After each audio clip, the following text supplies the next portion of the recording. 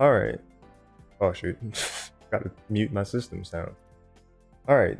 3, 2, 1, and then testing. 1, 2, 3.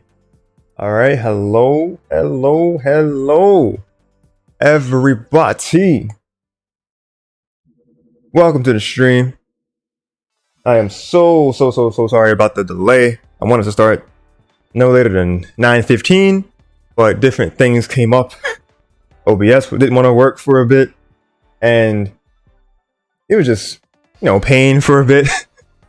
in terms of just getting stuff together, like for some reason, like for a small bit, even my even my internet wasn't wanting to properly work. So we just been suffering for the first few minutes of this. But I'm going to be here, and I'm going to say to you guys, first and foremost, hello everybody! My name is Darsheen, aka Yoshin96, and welcome to another Road to Greatness Top 4 coverage. We got ourselves some good games in store.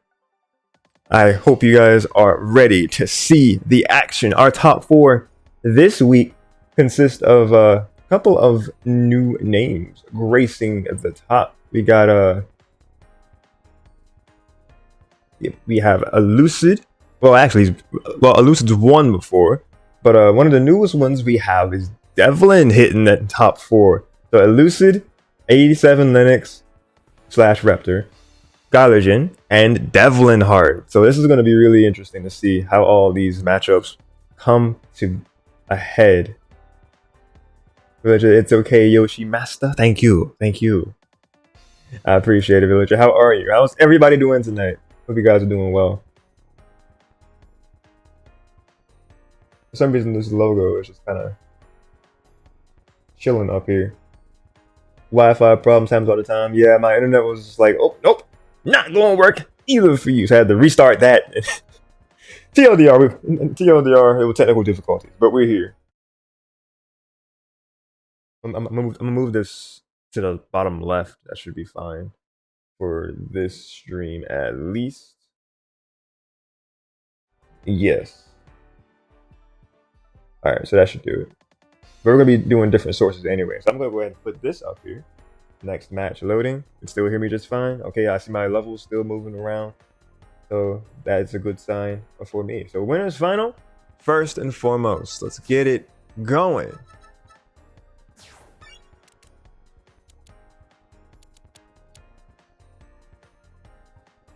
We have Elucid versus 87linux.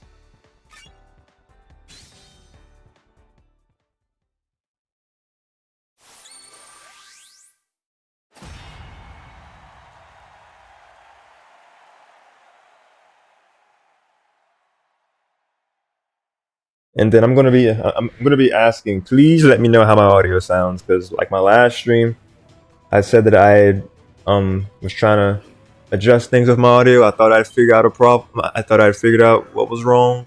Turns out I did not do such a thing. But now I've actually gone through a couple of videos and trying to get it fixed.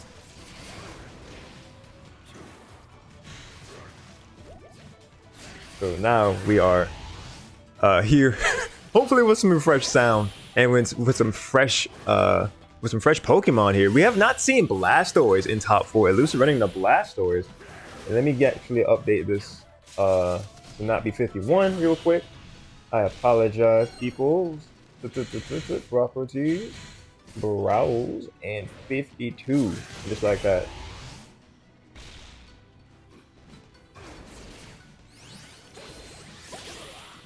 So a lot of this bubble pressure from Elucid.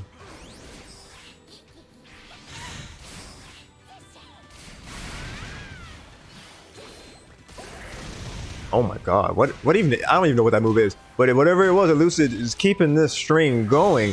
Oh my god, I want to say that's waterfall into the push them in and get a grab off of it. What a conversion.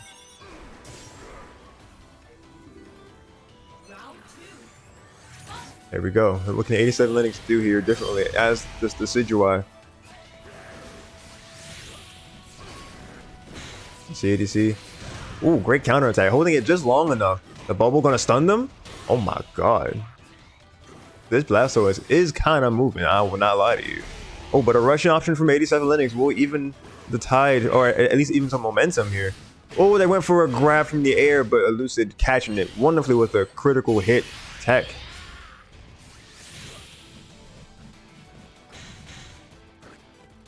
Alright, 87linux trying to keep this pressure on the wall, but Elucid fighting from the wall.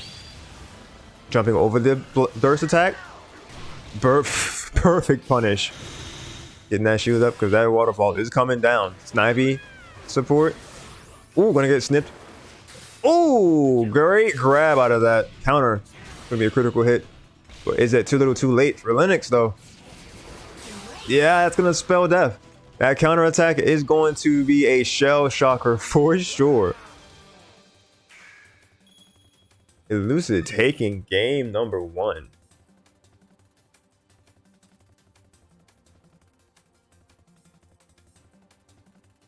Where's my scoreboard? There we go. The stream is very, very scuffed.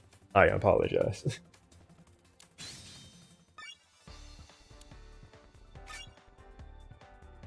It just seemed that Elucid had such control in that first game, so it's going to take a lot for Linux to get into this. And a lot will come out of it, just like a counter pick. I would call that a lot. So having to reevaluate a whole other game plan here, going to a different character, going from a character that excels in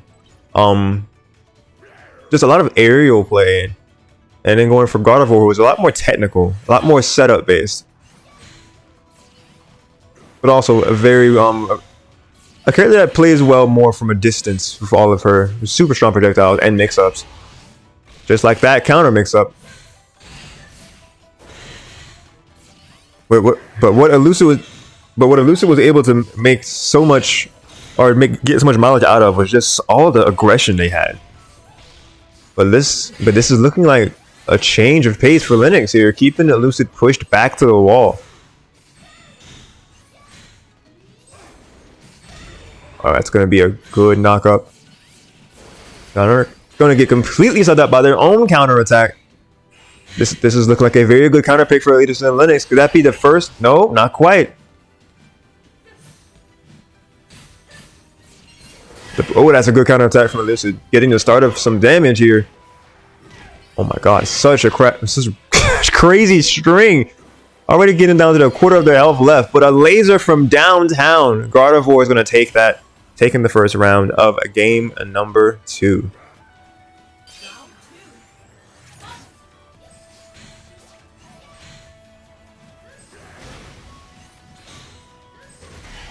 What? I'm gonna assume that's some sort of earthquake move, but man, that has crazy range. Alright, going into the Mega Blastoise. Synergy Burst is here. Elucid saying that they have to get back into this right here, right now. Outlasting Linux's counter. Oh my god. That might as well have been the burst attack. That damage is great. That damage output is insane. Oh, the low profile hit, not going to connect. Teleport. Elucid was ready for it. Ooh, great counter back from 87linux. Alright, committed to the charge counter attack. Oh, we're going to go for a water gun there. Waterfall. Lapras support. Just pressuring Linux to stay in this shield, but that CDC grab was a very nice movement option from Linux's part. The jump over. Oh, gonna get hit by the anti-air. The Magneton. Just gonna grab right underneath it. Ooh, what is that move called?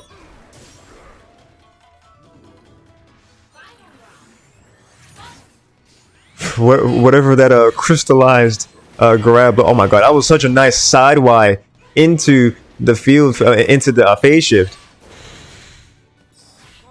Quagsire support? I never see Quagsire ran.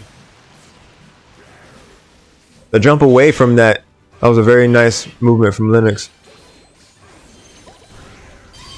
Oh my god, this projectile pressure from Elucid Just keeping Linux so glued to this wall. What the grab range? Oh, he's just. Oh my god. Ice shard? Thank you, Reese. God, what was that grab? What was that grab conversion? Elucid's Blastoise is nasty. What in the world? Oh, I forgot to even have this on here for that second game. That is completely my fault. That is the second game taken for Elucid.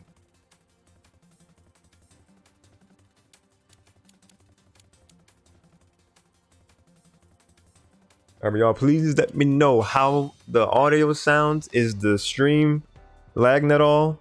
Let me know, please. I did very minimal testing in terms of the speed test of my internet after, because I just knew that I tried this. I tried to load pages and they just did not function at all. So I'm like, yep, restart router, and I did not do a speed test as I usually do.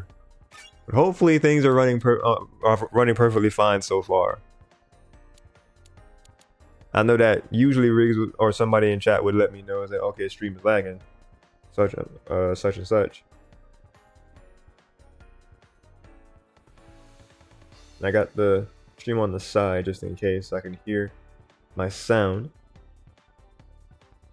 But in the beginning of that game too, it was looking like a different game for Linux. They were definitely adapting with the Gardevoir and taking that first round, but Elucid getting the reverse 2-0 in that game just found the momentum right back.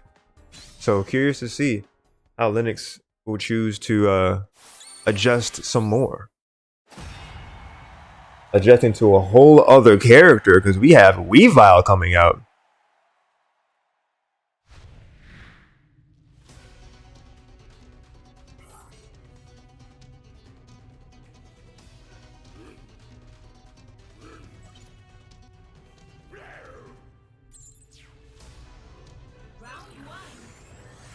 And let's get it.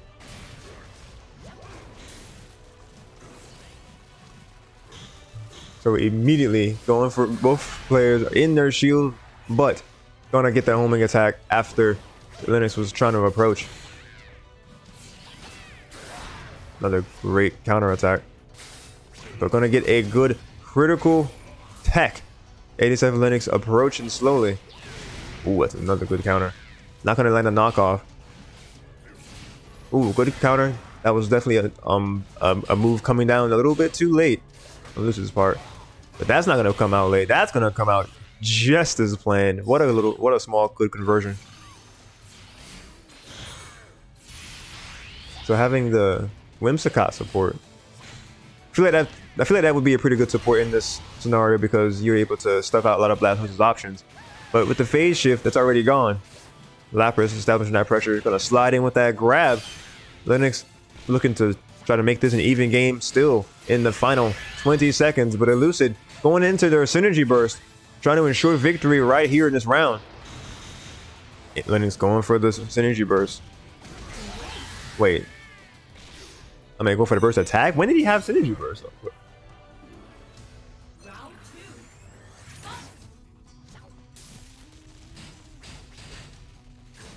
Ooh, that was a good mix-up. Good patience from Linux. Just waiting for the moment that Elucid would drop their shield. But coming down with that follow-up, the bubble. Fury Swipe's gonna push them back into a corner.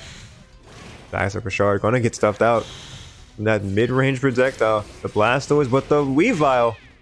They're gonna drop the rest of that Fury Swipe's. Gonna get the pickup. Counter attack. Charging it just long enough. 20! My dude! Was that the Yoshi Master? It me! How you doing? I'm asking for quality control once again. How does stream look and sound? If I knew more about this game so I could commentate this. Bro, just use like common FGC terms. You know, punish, knockdown, anti-airs, counters, grabs. I can cover the rest. Like, if you were to actually come on and commentate, that'd be hype. But the burst attack coming out. Alright, Elucid blocking it once again. Oh, got the CADC? No. Oh, counter back from Elucid. That could be death. Oh my god, the pickups! Ooh, that's gonna be scaled back into the phase shift and field phase. 8 seconds remain. Oh, the run in! So brave from Elucid's part. Wait, not gonna get the full homing attack to connect though. Isaac Richard, 3 seconds left, 2 seconds left. Counter attack! What a counter from Elucid!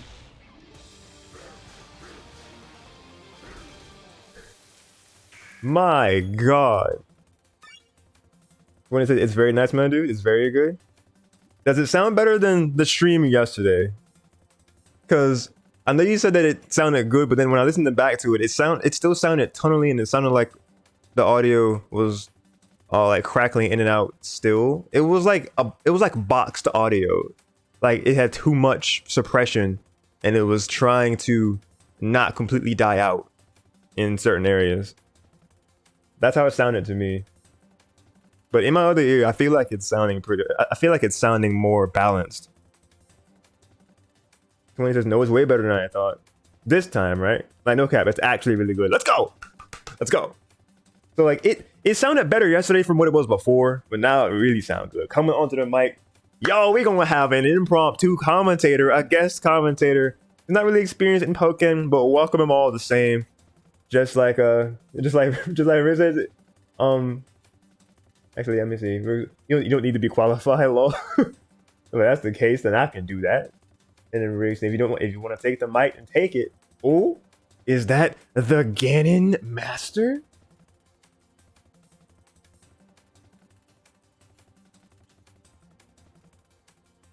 Taking a second here.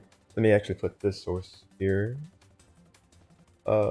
Make sure that Discord is actually on that source. Yep. All right, scrolling, and the 20 is here. And while we're getting ourselves situated, because that was indeed game 3. So Elucid with the with the dominating 3-0 performance from Elucid, switching it up from the usual Darkrai to Blastoise. Let me look in Discord just to make sure my man's is good. Hold on, I might need to actually go to my voice and video. That's what was wrong. I couldn't.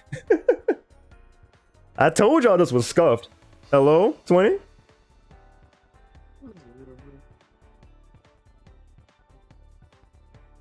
When you good? What's up? My output volume is lower. Let me see. This should be fine.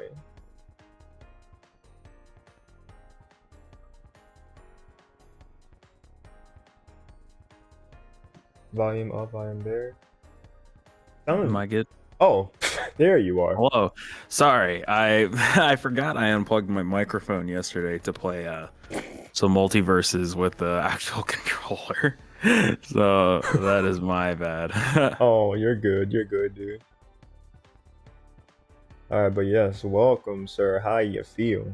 I'm doing pretty good, man. I'm feeling pretty good. It feels good to be on the mic for something a little bit different than what's my usual forte. So this will be nice. This will be a nice change of pace. Yes, sir. All right, Rick says you sound better because at first you were way too low. It sounded like I heard almost like a whimper sound effect in the background. I don't know if that was like a dog or something. Oh, that was my dog, but that was also the commentating or like the little side noises, like the side commentary you heard was actually me trying to set this up. I was like, come on. Oh, it was the that was like you. Yeah, like it was just me setting it up. It was just me setting it up, and I'm like, wait, hold up, where's my thing? Because I didn't have my cord with me, so and like I had my whole setup fixed and everything, but I forgot when I took out my microphone yesterday. I didn't keep track of like where I put it, so I was like, oh no. So there was like 3 like open cords, and I'm like, oh god. Well, I'm glad that it's even though it was kind of a little scramble there, I'm glad that you got it under control. Yeah, I know. We got it all in control. We're good. We're ready to get back into some commentary. I need to start. I just feel pretty good, man. I'm actually feeling a lot better. Well, hey, a little game frustrated, but you know what? I feel like this can help me out a little bit better. Oh yeah, seeing some very high level Pokemon gameplay should get you in the mood for some hypeness. Oh, of course, dude. I'm already ready to get this going. So, Oh yeah, nonetheless, I'm ready to get started. oh yeah, I'm filling in these names because next we have Gylergin and devlinhart on losers semis, and and this is something just for giving context. Devlinhart is he is a frequent, but I don't think he's ever gotten any higher than fifth. So him being in top four is definitely, you know, making moves. So you love to see it. I know he's ready to. He's tired of fifth place. He's ready to get started and actually make some moves now. He says his time is now. So let's see how he does in this top four. See if he's able to actually surpass and maybe perhaps take this entire tournament. But I guess we'll have to see what he is capable of. Yes, sir. Let me actually do you a favor and share my screen so you can actually see it. The action in. No, you're fine. Yeah, see the action. All I need is a name, a character, and I'll pick up the rest later. All right. I was like, ironically enough, I did play a little bit of Pokken tournament. I did play a little bit with a couple of friends of mine. Like, we used to play a bit. We weren't really competitive, but it was still nice to get a little bit change of pace. And I was actually watching, and I was like, okay. So then I actually was able to play for a little bit. So this would be a nice change of pace for me. All right. Well, I'm glad to help you out with having a change of scenery, commentating Pokken instead. All right, let's get this going. All right, Natalia Beach stays, and then we have devlinhart rocking the Lucario once again, and now we have Gylergin as Charizard. Interesting matchup.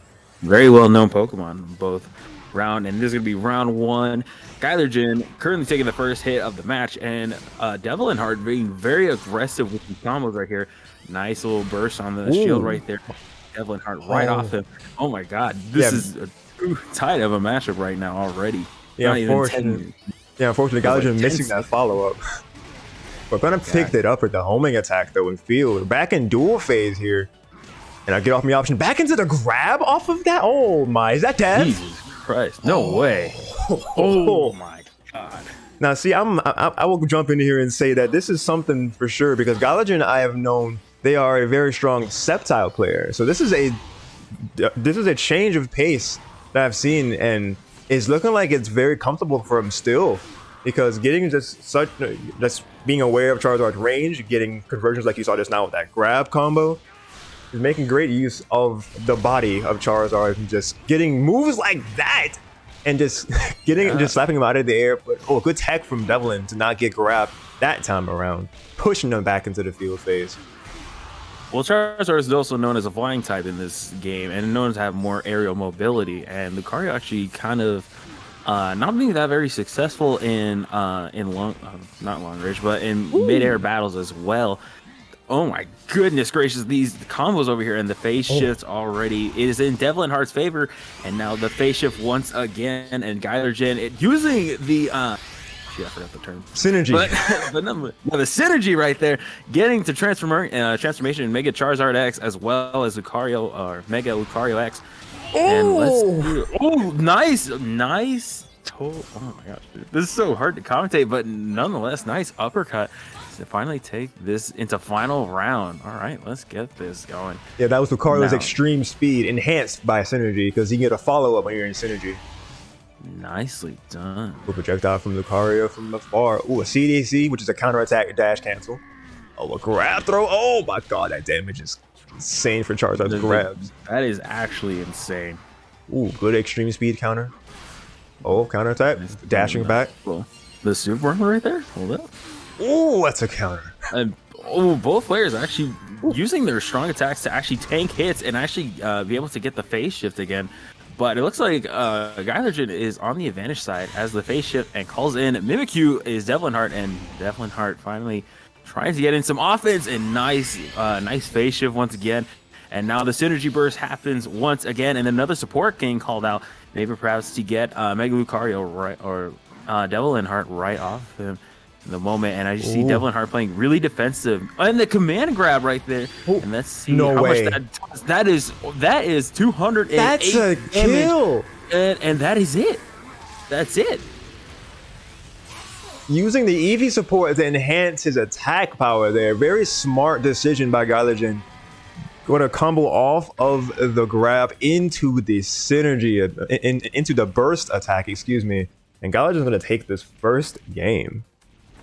That was absolutely insane. The command grabs right there is there's the huge factor during that match, I will have to say, especially during the first game, and now especially that moment as devlinhart was playing very defensive at that moment, trying to avoid Mega Charizard X, as maybe his synergy burst wasn't entirely ready yet. But nonetheless, that was very, very different for me. Yeah, different Pokemon. Very good, nonetheless. I'm still figuring this out, so. Oh yeah, for sure. You're totally fine. When you were pointing out about different interactions with Super Armor, that was more than likely them using their counters. Pokemon have they have their regular counter, which is done by holding X and A at the same time, which is the regular one. And certain Pokemon have different command counters, which we saw Lucario use on the right side, where it looks like he had the pulse coming from his body. That was his, I am fairly certain that is his 4A. No, excuse me, that is his well, if you're facing right, I think it's. I'm pretty sure it's his. No, because Forest Palm is his. I'm not quite sure, but I know that is his command counter. One that's not the XA. And then oh yeah, Riz was talking to Villager in chat because they were saying that Lucario having Mega X and Y, that is definitely Charizard. And then yeah, that was my bad. Oh, that's X for some reason, because I was thinking of something different, but I was like, oh, okay, no, you're fine. Not really the case. That's my fault. This is what happens when you don't know much about Pokemon. That's okay. You're learning. And then the counters, because you can identify counters pretty easily by if they have like the kind of checkered blue coming from the lower body. That's usually when it's counters. It's different priorities when the Pokemon will kind of turn kind of like a shade of red. That's where Pokemon have a move that is prioritized above other things. You'll mainly see that with Chandelure, with Overheat and things like that. Okay, so it's more so instead of a counter, or it's just basically hitting the counter, but it has more priority than the others. So yeah, it possibly won't work. Yeah, basically that. Okay, that's interesting. Okay, that's something definitely to write down and note.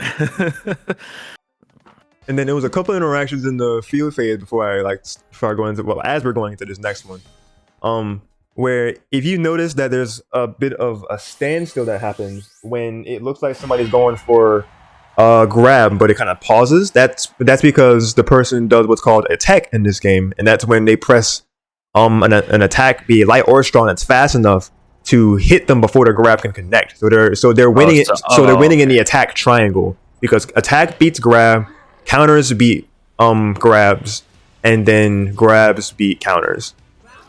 Gotcha. All right, that makes sense. Yeah. All right, round one in the best of three, or of match two in this best of three. And that is going to be devlinhart getting the first attack on Gylergin, calling in the assist immediately of Mimikyu to get the extra chip damage in. And very nicely done. Nice combo strings to take him down to at least a quarter percentage, and the phase shift in devlinhart's favor. And as you see, Gylergin using the counters into his favor, or the priority moves, I guess I'll call that. But nonetheless, both players, nice grab right there by devlinhart, and racking up almost half of Gylergin's HP. And Gylergin is on the defense at the moment. But we'll have to see. Calls in Eevee to boost his attack power, which could ultimately be the changing point of this match that Gylergin needs. But the huge game plan change in devlinhart in this one, as he's definitely going for more grabs and more long-range attacks with priority. Ooh. And using the Aura Spheres, and the counter loses to the attack. And there we go. devlinhart with a very dominant Game 1 victory there. Yeah, Gylergin never even had a chance to use the EV support because it was supposed to enhance the power, but what can you enhance that can't even come out in the first place? Devlin was so much pressure in that last round, but Gylergin's starting to turn it on right now. I'm going to punish that beautifully, that extreme speed counter missing, and that's going to be half of Devlin's gauge gone already. Attacking that grab, getting a grab of their own, pushing this advantage from this deficit that they're currently in, the Mimikyu support. But Gylergin gonna nullify it and have enough time to be able to get in the shoe before Mimikyu can come out and use their play rough. I'm noticing that devlinhart is going for a lot more grabs this time around than in the first game, if you can tell. Ooh.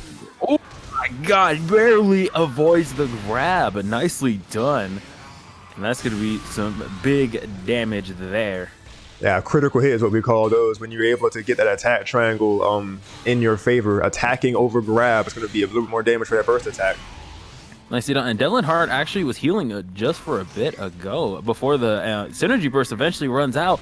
And is this going to be game? No, not yet. Very close. But the Eevee hopping in at the moment, and I think devlinhart is probably going to look for something a little bit range, and there we go.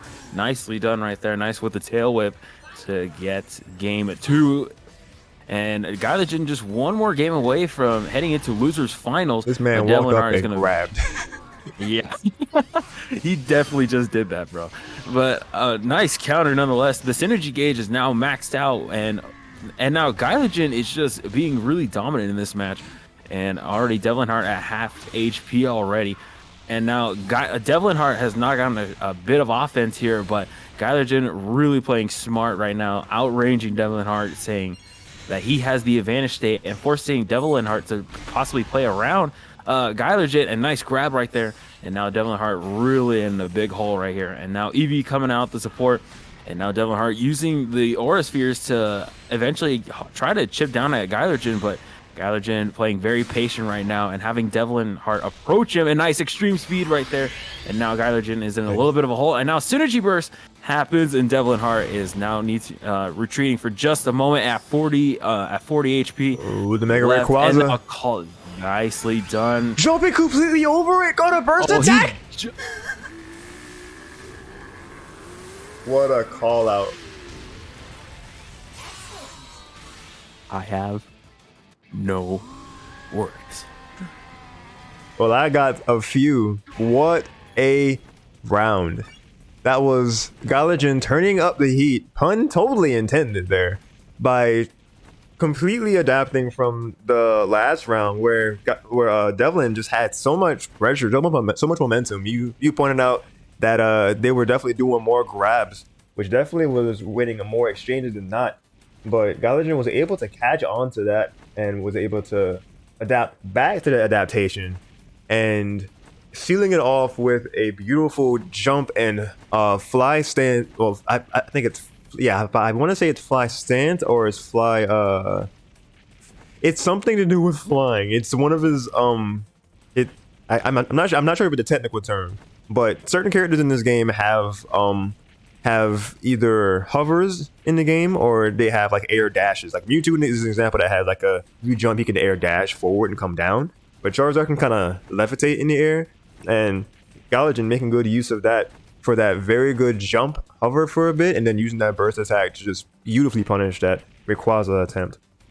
High stance. I thought high stance was when they were standing on the ground and then they just pressed up on the D-pad. I thought that was high stance, but I could be wrong. I am not the professional. usually that would be one of my co-commentators that would be on here, such as Aberration or Combos, but unfortunately they could not make it for different reasons. Oh, he high stanced the Aura Sphere. I must have missed that.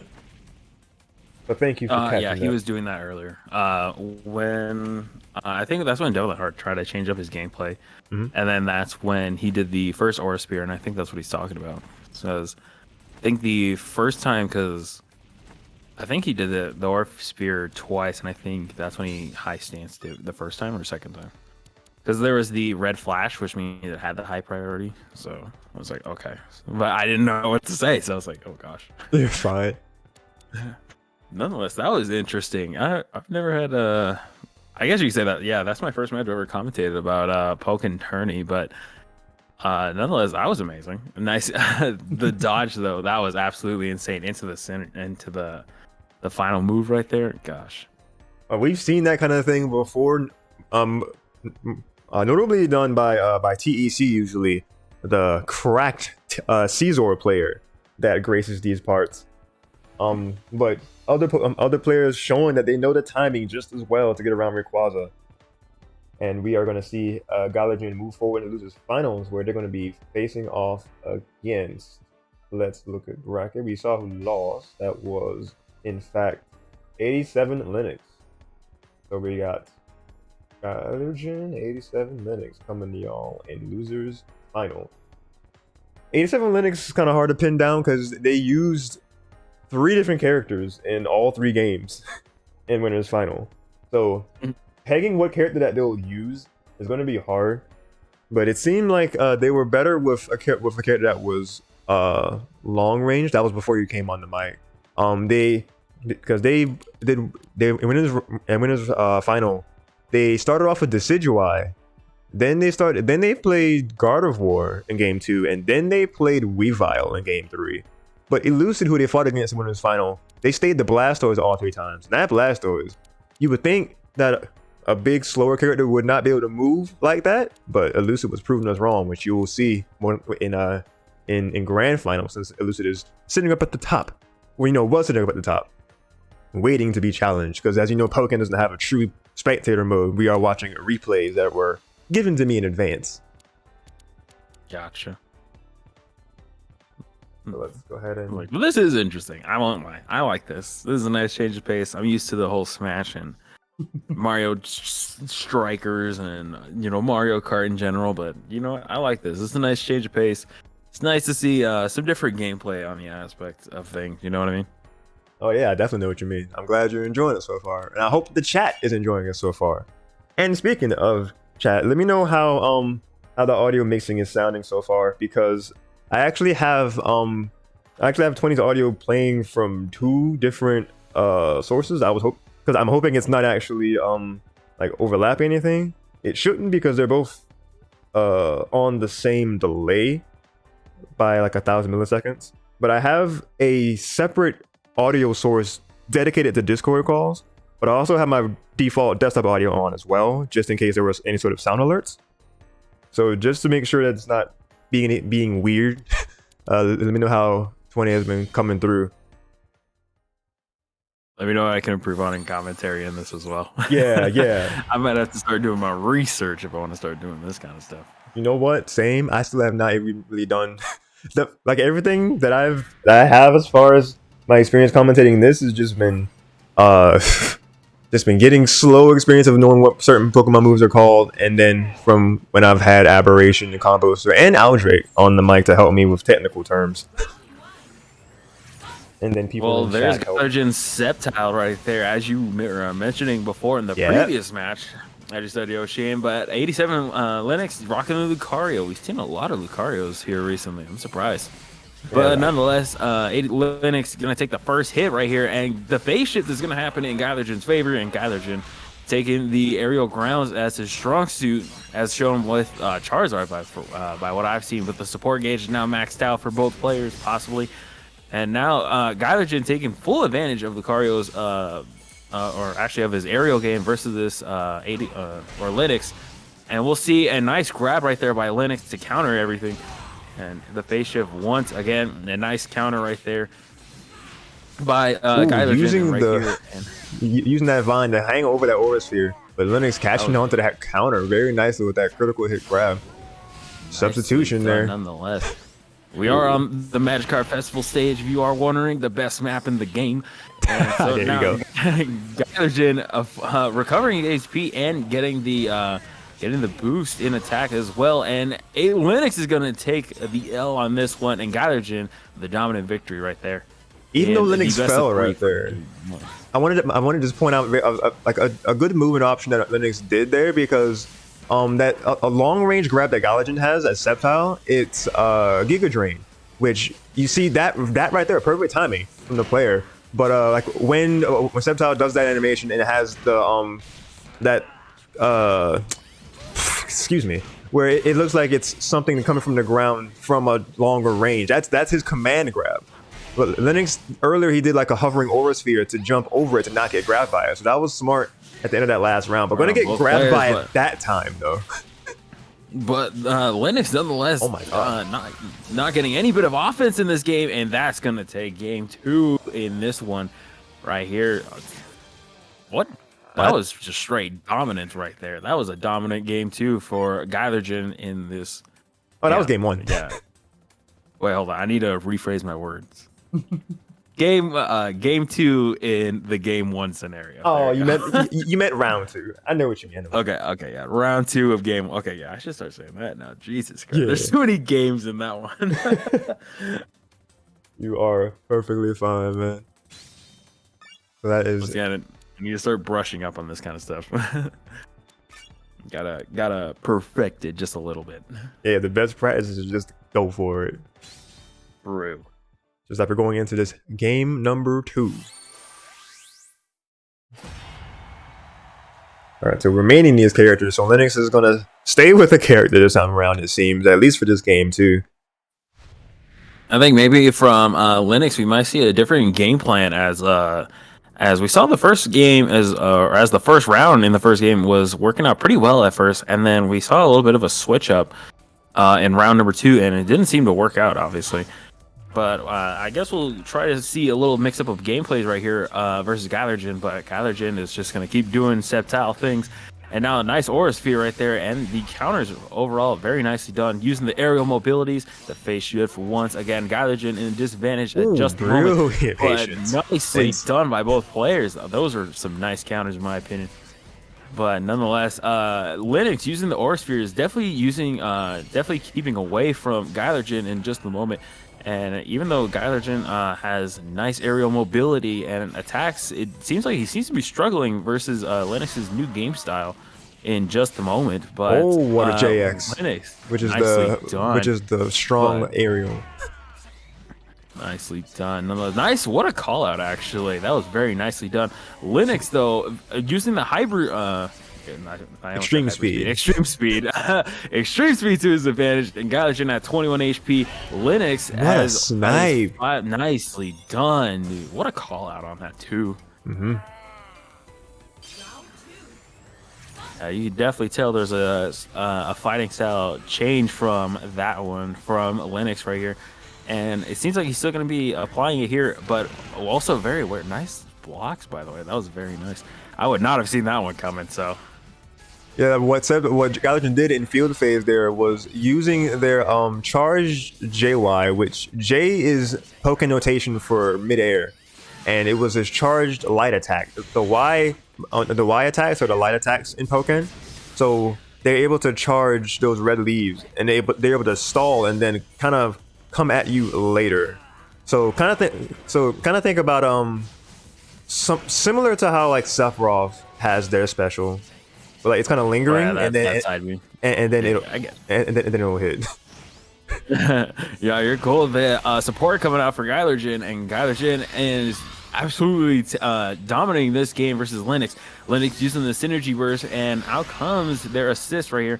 And I think that also increases. That has armor on it. I didn't know that. Ooh, is that gonna be it? That could possibly be that. No way. Oh my god. That's crazy, dude. Gylergin came alive in that second round. Jeez. What a comeback.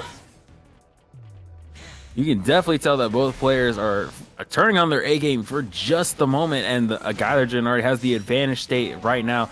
And Linux, nice call out right there on the jump with the Aura Sphere as well. A nice counters for both players as Linux currently in the advantage state. Nice combos following up from the extreme speed right there, and now Linux taking a very much of a more aggressive approach actually, and calling out Gylergin on his aerial game right here with the extreme speeds. Oh, what a force palm! Ooh, force palm! Dude, I love that move so much. Force palm is so good.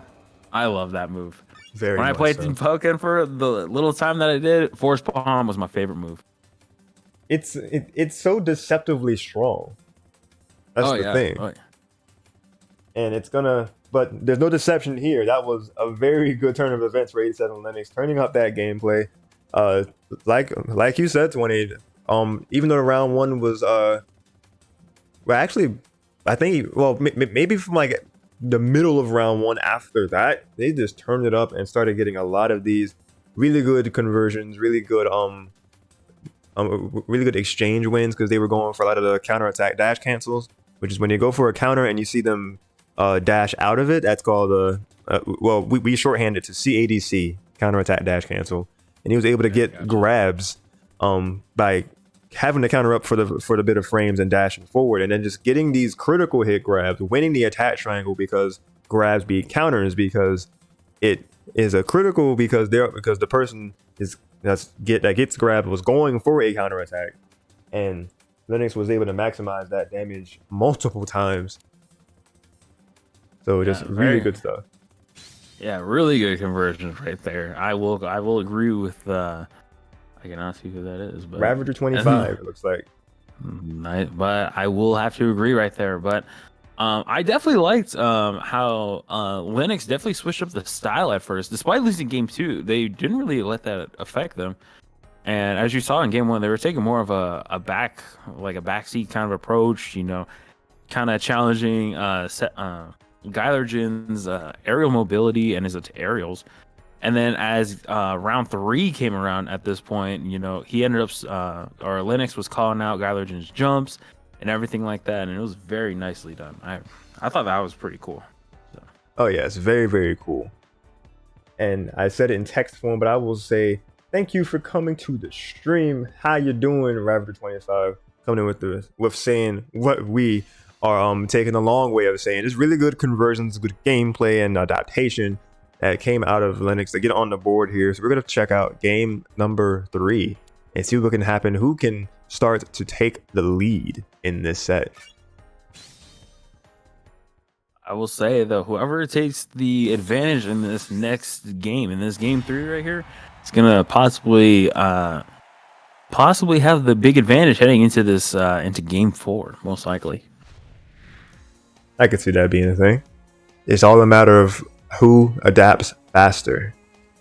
Definitely. And it looks like Linux has the advantage at the moment, coming off of that game 2 victory versus Gylergin, and totally countering their game strategy for the playstyles that they were approaching, and the immediate assist call to boost up the attack and speed. I don't know, but I'm guessing attack as well. But Gylergin having a dominant start, not being phased by that, trying to get the Giga Drain right there. And let's see, nice counters by both Gylergin right there, and Linux is on the defensive side of things, and Gylergin just getting these counters, absolutely playing confidently despite having these. This is a clean game by Gylergin if I've ever seen one in Pokken Tournament, but nonetheless, Linux finally getting the hit in the offense, and nonetheless took Gylergin back by a little bit of surprise, but Gylergin trying to reset himself right here, and it looks like it seems to be working just a bit. But Linux, the force palm barely, he dodged that very nice. Yeah, and Gylergin's gonna take spacing from Gylergin, like using that short hop JY to be able to clip Linux into a combo. That was very nice. And Jirachi is actually in a support that helps with synergy. If the gauge isn't filled yet, Jirachi helps them fill the gauge faster as long as it's active. And when I'm seeing that right now. And then when they go into burst, it provides a power boost to their attacks. So as long as Jirachi is still being active here, and if they can land moves in synergy mode, that will be a lot of damage. Like Gylergin realizing that was a lot of damage right there. The support gauge coming out of Eevee, and now Sceptile having a little damage boost with themselves, and Jesus Christ, dude. The Jirachi assist was nicely done. But Gylergin gonna go do synergy burst now, and I think Eevee is still active for just a moment. I'm pretty sure I'm not entirely by what I see, it's not active anymore. No, it's recharging. But yeah, but it looks like Linux is just taking the turnabout of this. The phase shift right here, Gylergin in the disadvantage right now, but he has the burst. Jeez. So much damage right there, and now the synergy burst is going to end. Jirachi is out once again to build up the synergy burst, but nice grab nonetheless by Gylergin. And now both players are at 50 HP. It is all a matter on who is more patient in this scenario. The dodges, and Linux on 1 HP right now. 5 seconds. Oh, Jesus Christ, 5 seconds. Is this going to time out for just a second, folks? And now, Oh, Barely catching the last part of that counter falling, going to get that. I want to say that's Leaf Blade coming down from the skies. What a down to the wire call out. It could have been easily down to time, but Gylergin wanted the true win. Yeah, that was very much so, and I think Linux probably would have taken that one as they had more HP over Gylergin in that moment. But nonetheless, good call out. Good call out. That is gonna take the round 2 in this game 3. Yes, sir. I had to get my words right. You're all good. That low HP clutch for Sceptile. I know. That was really good. So clutch, Villager. Really You're right. Alright, so as we are going to continue going into the next games, we are going to switch our profiles because we can only hold so many games with replays. But I have Big Brain and I have 2 profiles, and we have the other replays on the other side of our Switch profiles.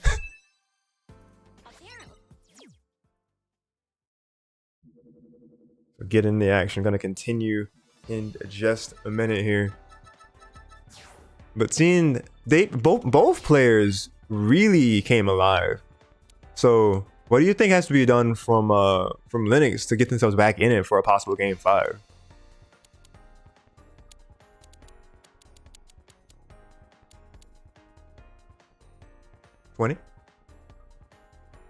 He might have stepped away.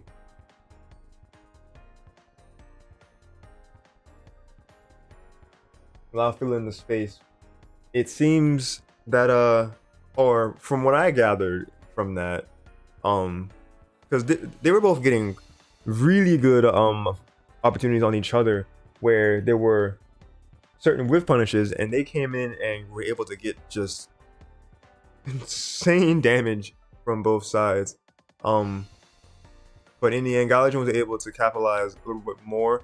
It was the moment where Linux used the Jirachi really well to get synergy just a little bit faster than what it would normally have been able to, and then they were able to use the enhancing ability, or the enhancing property rather of they were able to use the enhancing property of Jirachi to have more power in the synergy. Ray says I can't hear 20. I mean, no, neither can I. I think they might have had to step away. No, I'm not. I didn't step away. I was just muting my mic, so that way I didn't have to. So that way my chair wasn't creaking or nothing. So. Oh, okay. But I was definitely absorbing all of that knowledge, though. So I was like, oh, jeez.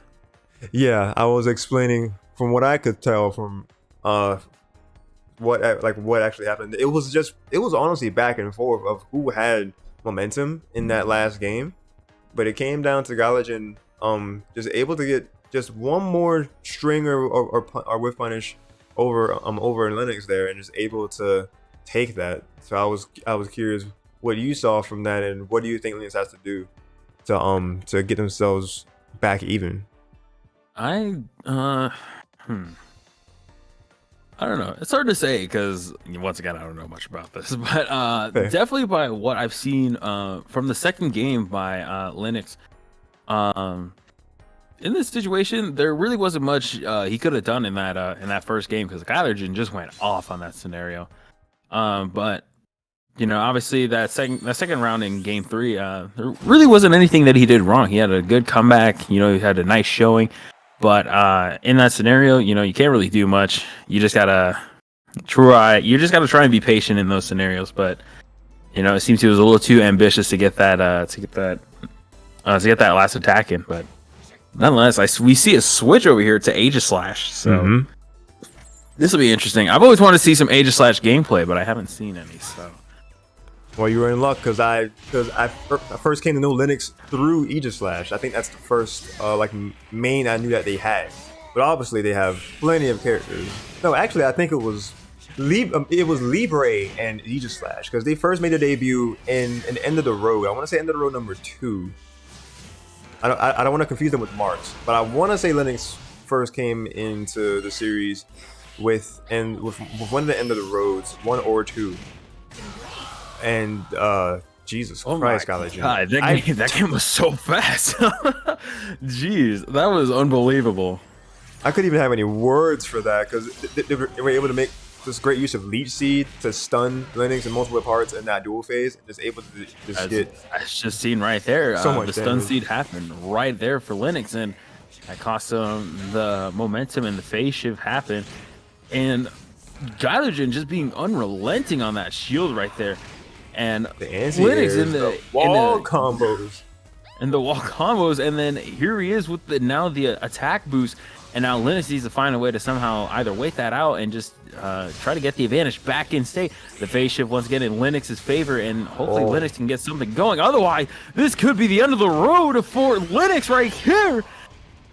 And the Just synergy barely right, gonna get that synergy just out. barely, dude.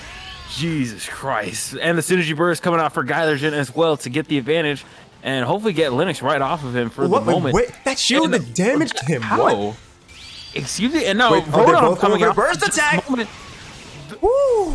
So it's priority, and Linux has the priority for the moment. No, don't wait. That's dead. I don't think it's gonna kill, but it's gonna be close. Giving themselves a fighting chance here. Oh, but such a good call out. God. I want to say that's the forward Y coming out of Sceptile in that field phase, and with it being in synergy burst with the enhancement, that is going to take that. Well, I think that would have taken it regardless, but a bit more potency because of synergy. Jesus Christ, dude, that was a very, very tight ending right there. Yeah, Gylergin gonna take it 3-1 over 87linux. But definitely was not easy to get there. Linux definitely put up a lot of pushback. They were the first round, as we saw, was definitely Gylergin just speed running this game. But 87linux definitely came alive in that second round, and we saw that they were making good use of their counterattack dash cancels. They were getting around using different stances that Aegislash has to get around certain things. And I didn't even realize that it might be just an Aegislash thing alone, but it was a rush. It was a push forward of their shield that managed to hit Sceptile. I've never seen that before. So I definitely have not seen that before. But that was interesting. That was a very close game right there. I cannot believe that. That was wild. And hello to my man JHero94 in chat. Y'all welcome him. Y'all give him a warm welcome. That's my boy right there. And then Villager actually redeemed Getting Over It with Bennett Body for a game redemption. I'll put it on the list. It's not going to be high priority. Let's see. It's coming after Apricorn's latest suggestion of Yoshi's Woolly World, which we actually did start on YouTube, but it kind of died. So. Getting Over It. Let's see. What is that? Getting Over It with Bennett. Oh, let me actually put this up here too. Oh, thank you for giving JHero the shout out. If you are not aware, my man Jay, he streams Mario Strikers Battle League mainly, but they're looking to branch out to other content in the near future. They're wanting to be known for more than just Nintendo game streaming. They're wanting to bring other games from PC and PlayStation, and numerous other titles besides the Mario Striker that they've been mainly playing, because they also did a Road to Mario Strikers Battle League series on their own Twitch channel, which they uploaded onto their YouTube channel. So check that out on either platform if you would like to. It is high quality Mario Strikers charged gameplay, because they didn't do super like I did. They chose to suffer just a little bit less than me. But it's still definitely entertainment, and Jay loves entertaining people, so check him out. Give him a follow if you enjoy what he does, and I would really appreciate that myself. But let's finish up that addition to my game list. What does that say? Bennett Foddy? Yeah, Bennett Foddy. How do you spell that? Where did it go? Oh, F-O-T-T-Y. And then put G villager as the name. Alright. And minimize that out of the way. Because somebody else might redeem stuff if they have enough points to contribute. Oh, I can definitely redeem a bunch. You're gonna play. Let's see. Let me do math. You're gonna do. I'll play about 5 games. You're gonna play 23 games for me, dude. What? Yep, 23 different games. I can do that right now. You have 230,000 channel points. No, 23. If it's 2,000, oh, it's 10. Oh, no. Yeah, 10,000 per. Okay, you're gonna play 4,000. You're gonna play 4 different games. There you go. But Jay said, I just came from the event, just got home, about to listen to your 30-minute long voice message, because how me and him communicate, at least sometimes in our group chat, instead of like typing out stuff, we leave the we leave the messenger voice messages to each other, and they would just kind of respond back in voices. Jay said they still suffer from the fire cup. Yeah, the fire cup just was bad for both of us on your playthrough and my playthrough. And Villager only has 22 channel points. Yeah, you kind of used 10k of them to redeem that game. Hopefully it's well spent. But moving on to, if we're gonna have a grand final, we have gotten to this point. So Gylergin coming up from the underground, gonna be challenging on the loser side of things. So put L right here, and then for I almost said Eclipse, Elucid with the W next to theirs. We set that score. We're gonna have grand final. This will be nice and interesting as we've seen with Gylergin, he has the Sceptile and Charizard counter picks, and there's no, and I'm pretty sure this doesn't apply, but I'm pretty sure type effectiveness does not matter in this game. But nonetheless, as much as Gylergin has the 2 flying or Sceptile and Charizard, as apparently by what you've told me, Yosh, that oh gosh, I don't know the name. I can't read that name. You're fine. Yeah, well, it's just chat, but you know what? I don't blame chat or anything. But very much so, his opponent, by what you told me, has quite a bit of cast of characters themselves. So it'll be interesting to see if we're gonna see any changes from any players or anything like that. So, well, the main difference that I'm aware of, besides the Blastoise that Elucid has, is Darkrai. I haven't really seen them use anybody else, but I'm sure they probably have other Pokemon that they haven't shown us. But seeing as how dominant the Blastoise was in Winner's Final, I wouldn't be surprised if they stuck with it, but hey, anything is indeed possible. And then before I advance here, Villager said that I'm sure well spent about the channel points. Yes. And then Jay said I'm going to be doing a double feature, Pokemon and Mario Kart 8 Deluxe Wave 1 and 2 tomorrow, Sunday afternoon. But there you go. You want to see some Pokemon gameplay? I believe he's going to be challenging the Elite Four with his team.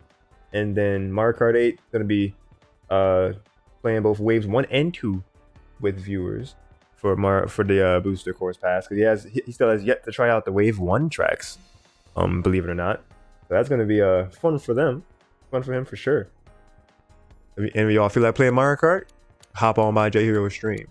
But for right now, we finish this off. We're going to the grand finals. We're going to see some sweating in Pokken Tournament.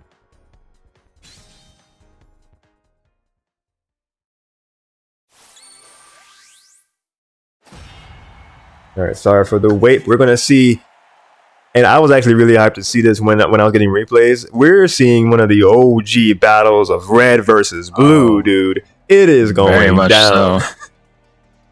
I'm not trying to be any bias or anything, but I am a big Team Blue fan. So Team Blue? I will not. So no offense to any red or green members out there, but Team Blue all the way. Nonetheless, but I do have to be unbiased as a commentator. But nonetheless, We are starting Grand Finals Round 1 of Game 1 of the Grand Finals Best of 5, and it is Elucid versus Gylergin. Gylergin rocking the Charizard once again as he did in the loser semis, and Elucid rocking the Blastoise and getting some nice combos off of this, and using the Hydro Pumps from right up above, and using the Bubble Blast as well to keep Gylergin at bay at the moment, and it is working out really well as Gylergin has no way to get in versus Elucid at the moment. And the assist from Eevee is going to take down Gylergin into another phase shift, and Elucid with a very dominant victory. Jesus, my lord. And now round 2 starting almost immediately right now. And as you can see, Gylergin playing a little bit more defensive, trying to use the wide range of attacks at the moment. But Elucid is not letting that happen. And now Gylergin with the advantage state at the moment. And Elucid using the, I don't even know what to call that. But nonetheless, using the shell attacks to finally... Oh my gosh, this is not it. This is... That's not, oh, I accidentally say Eevee. Oh, well, never mind, my bad. But you're fine. Elucid using the Synergy Burst at the moment to become I forgot the evolution form, but just know it is Synergy Burst for both players. And now Gylergin using the ultimate move at the moment, and it is not going to catch Elucid at the moment. Nice Hydro Pumps from above into the Synergy Burst move, and it is actually going to work, and the Synergy Burst is going to go away for Gylergin at the moment. Gylergin once again in the disadvantaged state. Snivy coming out and getting the combos off of Gylergin. And now the Hydro Pumps and Bubbles are coming out once again for Elucid to force Gylergin to retreat. And using the Flare Blitz at the moment is going to cost him, and that's going to be round 2 in the Game 1 scenario. And Elucid is going to take Game 1. Right, and then Riggs was saying, Snivy, you tried your best. I took a back seat for a short bit because I was setting up the poll or the prediction. Vote who you think is going to win Grand Final here. It was such a good back and forth from both. It was very smart from Elucid to actually use the I'm not sure if it's Bubble Beam or just, I think it's just Bubble, but they used it. And hello Elucid, speak of the devil in chat, how you doing? But they were using the bubble to establish that pressure so they wouldn't be able to approach as easily. And we saw that. I mean, I found it kind of funny how Gylergin was kind of slowly walking back to not get hit by it instead of just dashing. Just kind of like, I see what I have to deal with. But not able to break through, and Elucid was able to take that first one. Yeah, that was very good gameplay, and like nonetheless good pressure by Elucid nonetheless, speaking of them being in chat. But in that sense, once again, I don't know what's really going on because I don't know much about this, but it looks like the pressure from just the bubbles and the Hydro Pump from above were actually, I'm gonna call that waterfall. Actually, I would consider that waterfall more than it might be Hydro Pump, like the water from above. No, yeah, it might be Hydro Pump or waterfall. One of those two moves. Well, hey, we got Elucid in chat. They can tell us for sure. Yeah. They can help us fill in the move blanks. Yeah, there we go. But nonetheless, no changes from any player, and it's gonna be round 1 of Game 2, and Elucid once again using their aerial water attacks to their advantage. But Gylergin using the burst energy, Hydro Cannon. Okay, nice to know. And Elucid using those big counter moves, and unfortunately, the Flare Blitz is going to come out for Gylergin once again, and then Elucid is now in the corner at the moment. But Elucid using, I don't even know what move that is. I'm pretty sure, actually I'm not even sure, but Snivy comes out once again. Gylergin, what a counter. That was very good. That was very good. Oh, it's Water Spout. Okay, there we go. Questions have been answered. But Elucid once again back in the driver's seat, and Gylergin trying to find a way to get out of this situation. Nice grab nonetheless, and that's going to take some big damage, and Gylergin is now once again in the corner. And now Elucid playing very approaching and using their projectiles to the advantage, the synergy gauge and the combos into the same move. Nicely done. Such good pressure. that is pressure that I cannot even imagine dealing with. But Gylergin, nonetheless, both players trading attacks right here, and Water Spout once again coming out the proper term now. And the synergy burst is going to happen for Gylergin at the moment. Try to get a little bit of more burst damage potentially on Elucid, but Elucid's defense is too good. Nice grab right there. It's going to deal at least 200 or 100 HP. And gonna put Gylergin in a little bit of the driver's seat at the moment, and this is what he's been craving for this entire match. And the synergy burst is gonna run out for Gylergin, but Elucid is gonna get the synergy burst of themselves, and Gylergin once again retreating just for the time being to get a feel of Elucid's attack. Elucid, what a high stance from Gylergin, getting some hits, but the snivy coming out from Elucid, the bubble of status pressure, jumping over everything. Very nice. And indeed. Once again, the bubble traps have been set once again. Nicely done. It just ensnares you entirely. I didn't realize it did. Well, I didn't realize it did that. God! But the hydro pumps and the water spouts and everything like that are coming against Gylergin at the moment. But now Gylergin having a little bit of an easier time. But the counters once again for both players, and Elucid fishing for the grab almost, and the counters once again. And now Elucid is in a great spot to take this game number 2. But now Gylergin summoning Eevee to get a little bit more burst damage, and this looks like this match is going to time out in just 1 second. Time up, and that's going to be I'm pretty sure Elucid's win right there, and that is going to be round number 2 in the game 2 of the best of 5 and grand finals. Indeed. Holding on to a lead. That was very good. Just constantly using that bubble in those dual phases to just bait Gylergin into not doing anything or being in that shield, because they were able to capitalize off of it by getting in there with that long range grab that Blastoise has, which if you don't know the matchup you would not think that it would have, because it's just kind of disjointed green slash coming at you, which is his grab, and it's just, before you realize it, you're taking some insane damage because he's just comboing off of grabs, and it is insane. But that is going to be a lead established so far by Elucid, and Gylergin make this comeback. Can he get a reverse 3-0 to get a reset? Anything is possible. I'm pretty sure we might see the switch to the Sceptile. If not, then I think Gylergin might have to just come in with a little bit of a different strategy, as it was working in the first half of that second round in round number 3 or 2, as we saw earlier. But unfortunately, Elucid was able to turn around in that moment. And yes, once again, we see the switch to the Sceptile and Ferrum Stadium, the best map in the game. Once again, Elucid coming in with the Blastoise once again, and now Sceptile for Gylergin once again. And this is basically an all or nothing pick for Gylergin at the moment.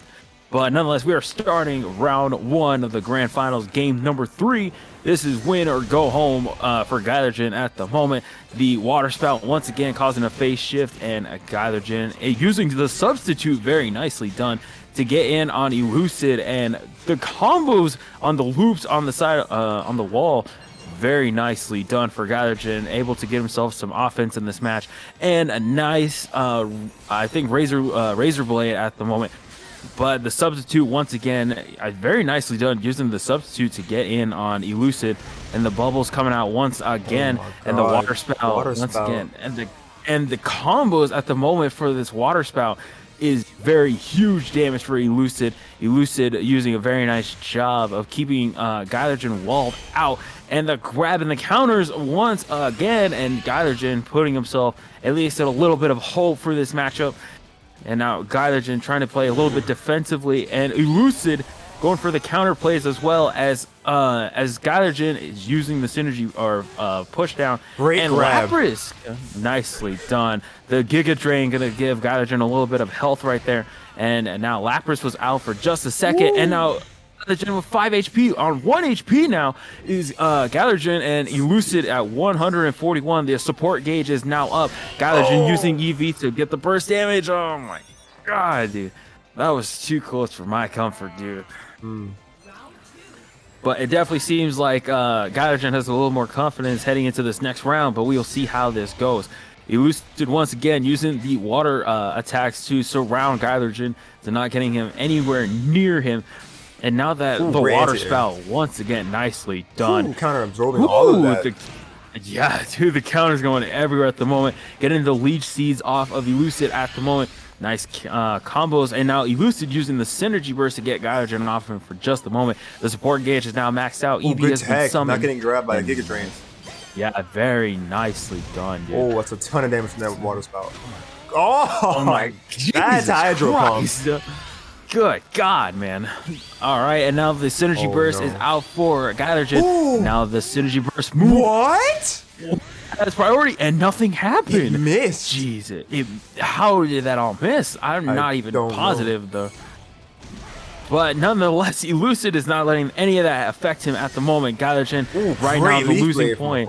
Nicely done. Good big damage, and both synergy bursts are off for both players. Lapras is now coming out, and now yeah, very nicely done. The leash seeds are now planted.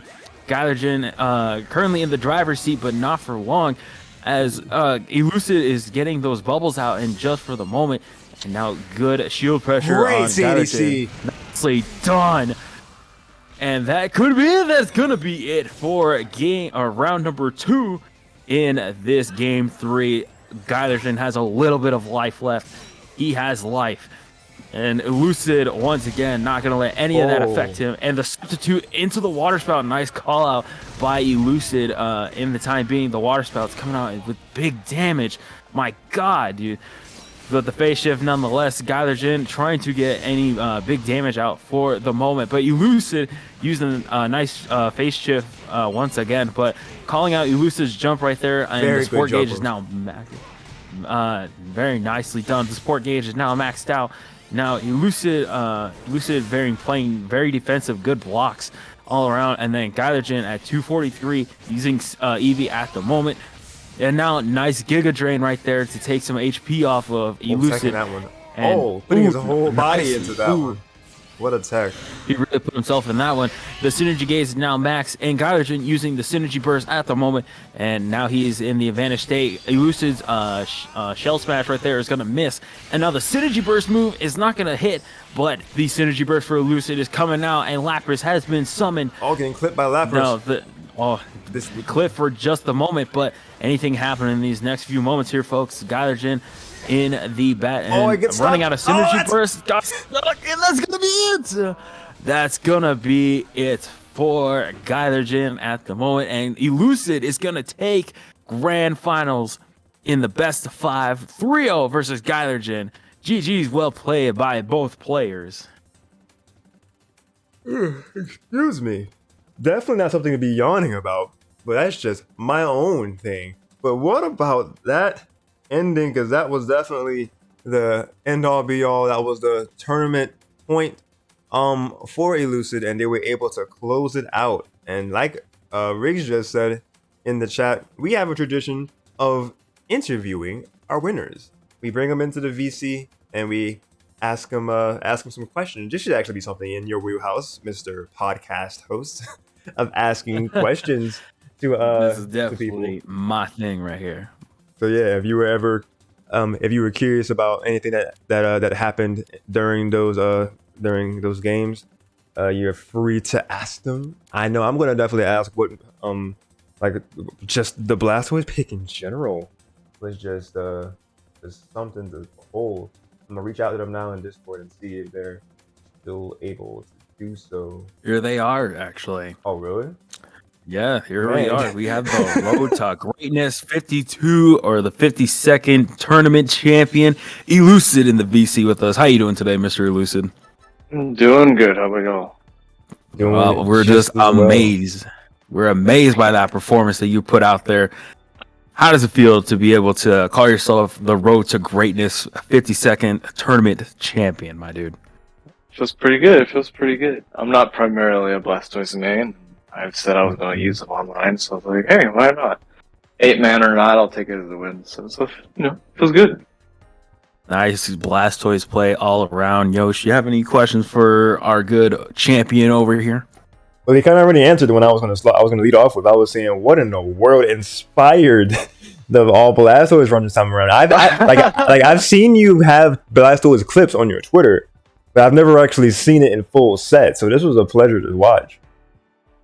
Yeah, I have recently got into the offline Pokemon scene since DFW has recently thrown more offline events, and you can imagine there's a big difference between how my play works offline and the way I play Darkrai and how it works online. And so I decided, hey, I don't enjoy the way that online associates with the way I play, so I'm still going to choose to have fun with it, and I'm just going to play a character I enjoy even if they're not very good. So I've just been playing Blastoise. Well, nonetheless, good gameplay, and I've certainly enjoyed watching the Blastoise gameplay. Nicely done. Now, was there any point at all during this, throughout this entire tournament, where you were pretty much on the edge of your seat, where you weren't sure if you were able to come out with a win? You know, I hate to sound egotistical as it may come out, but not particularly. I have seen everybody in the Road to Greatness server at least 3 times in terms of tournaments, so I have a rough idea on how good anybody is going into it and how they play. And that being said, there's probably only 3 people in the Road to Greatness tournaments that sign up for the annual ones, in which case I would be like, oh, crap, they're in my bracket. But, you know, with an 8-man tourney like this and people that I know, I wasn't sure on the performance due to the character pick, but I was sure on the average skill level of who would be playing, so I wasn't necessarily nervous. Well, that's good to hear. You know, when you're going into something like this, you need to have confidence in yourself. So I wouldn't say too egotistical. I'd say more confidence than anything. Yeah, I just hear all confidence here. I don't know what you mean, but this. Yeah, I did not hear a shred. I did not hear a shred of doubt in that man's mind. He was like, "Nah, I got this." Yeah, once you play someone for the 5th time in a row, you're just like, all right, I know what you do. That's fair.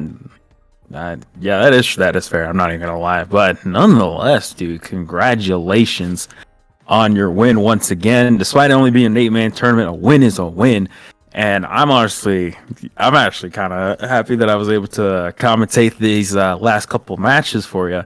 But you know, there was very good gameplay. I was very interested on these. I'm more so on the water spouts than anything, and just being able to just more so just frame trap the opponent right there. Very nicely done, though, nonetheless. Well, thank you. Yeah, seeing as how we haven't really seen much Blastoise, because at the very beginning we had BEG Mango, but we have since lost him to the rabbit hole that is Pokemon Unite. Yes. So yes. Lost in the Venusaur gameplay somewhere. Yeah, Venusaur gameplay. He's been grinding that game for like a while. Yes, but I know quite a few people who have done so. they have been taken from our clutches. But no, it's anybody. Nah, it's totally fine. No. So do you see yourself using Blastoise more in the future as you're going forward in more RTGs? In the future? You know, I think I'm gonna stick to it. I made a promise to myself. I'm gonna enjoy a game online as much as I want to enjoy them offline, and so I don't want to change the way I play my main character, being Darkrai, online. So yeah, I think I'll just stick with voice online, and in the future, we'll see how long I keep that, because Blastoise is notoriously an awful character due to his low buttons and his normals being very exploitable in different ways, and having to commit to everything. But he has some things that I like. I mean, like, you can't throw down on the water spout Oki. That move is very good. So we were definitely witnessing that during those matches. That was very nice. Yeah, just challenging any sort of wake up options with that water spout. It was just like so much pressure. Oki option. It is very good. Unless your name is Weavile, it is very hard to deal with. Well, what does Weavile do in the situation then? They did agility through it, man. It's considered a projectile, true. so they just ignore it the entire way. I fought Eclipse the other day in the dev court monthly, and oh my goodness gracious. I may actually pick up a secondary for that matchup in particular because, oh my god. Yeah, that's not a fun matchup, for sure. That was actually yesterday, right? It was yesterday. Yeah, I know. Yeah, because I noticed that TEC was actually live Yes. with that, because I believe they were streaming their run, and then after a while they were like kind of budget hosting Roxo's Yes. stream. So I'm not sure if it was I'm not sure if it was because TEC was out or if they were waiting to play a match again. Yes. I'm not sure either. It was quite the tournament, though, I have to admit. There was a very, very big turnout for an online tournament in terms of player base. And so I was like, oh, okay. How many players? But we take up it. It was, I believe it was 26, but it was more like the notoriety of a lot of the players. And 26 is pretty good for an online tournament outside of like the main core weeklies. Oh, yeah. But it was more like the names, because we had Euclase, Wise, Thunder Griffin, DEC. I don't know if I'm notable enough to include myself, but Eclipse, myself, Aldrake. I don't want to be rude and forget someone's name out here. Tapu. Hello. Juggler. But, you know, it's the names were there. I mean, like, I don't... Roxo. There are names that I haven't seen in an online tournament in a long time, like Euclase, so, you know. Take those wholeheartedly. Hey, you love to see them come from the shadows. Even Yeah, definitely. even if it's not money involved, Wait, they still. Died. You said what now? Like, I think they died, bro. Like, Nah, they still living. They're like they're like BEG just got the time taken over different games maybe, but they came back with all the pressure, with all the fight in the world coming out for devs, for the dev teams monthly at that. I'm pretty sure that comprises of Devlin themselves and Tapu and numerous others in that group. I do believe it is Tapu and Devlin Hibon. I believe you're correct on that. You said Devlin, Tapu, and was there a third name you said? I don't think there was a third person. I think it's just them two running it. I apologize. I'm not on my main mic, so I may sound a bit muffled and quiet. A little bit. I can try turning you up some. Let me see. Where is the VC? There he be. My headset actually died on me like 10 minutes ago, so that was probably not the best timing. Well, I got you nearly maxed out at 180, so maybe that'll help.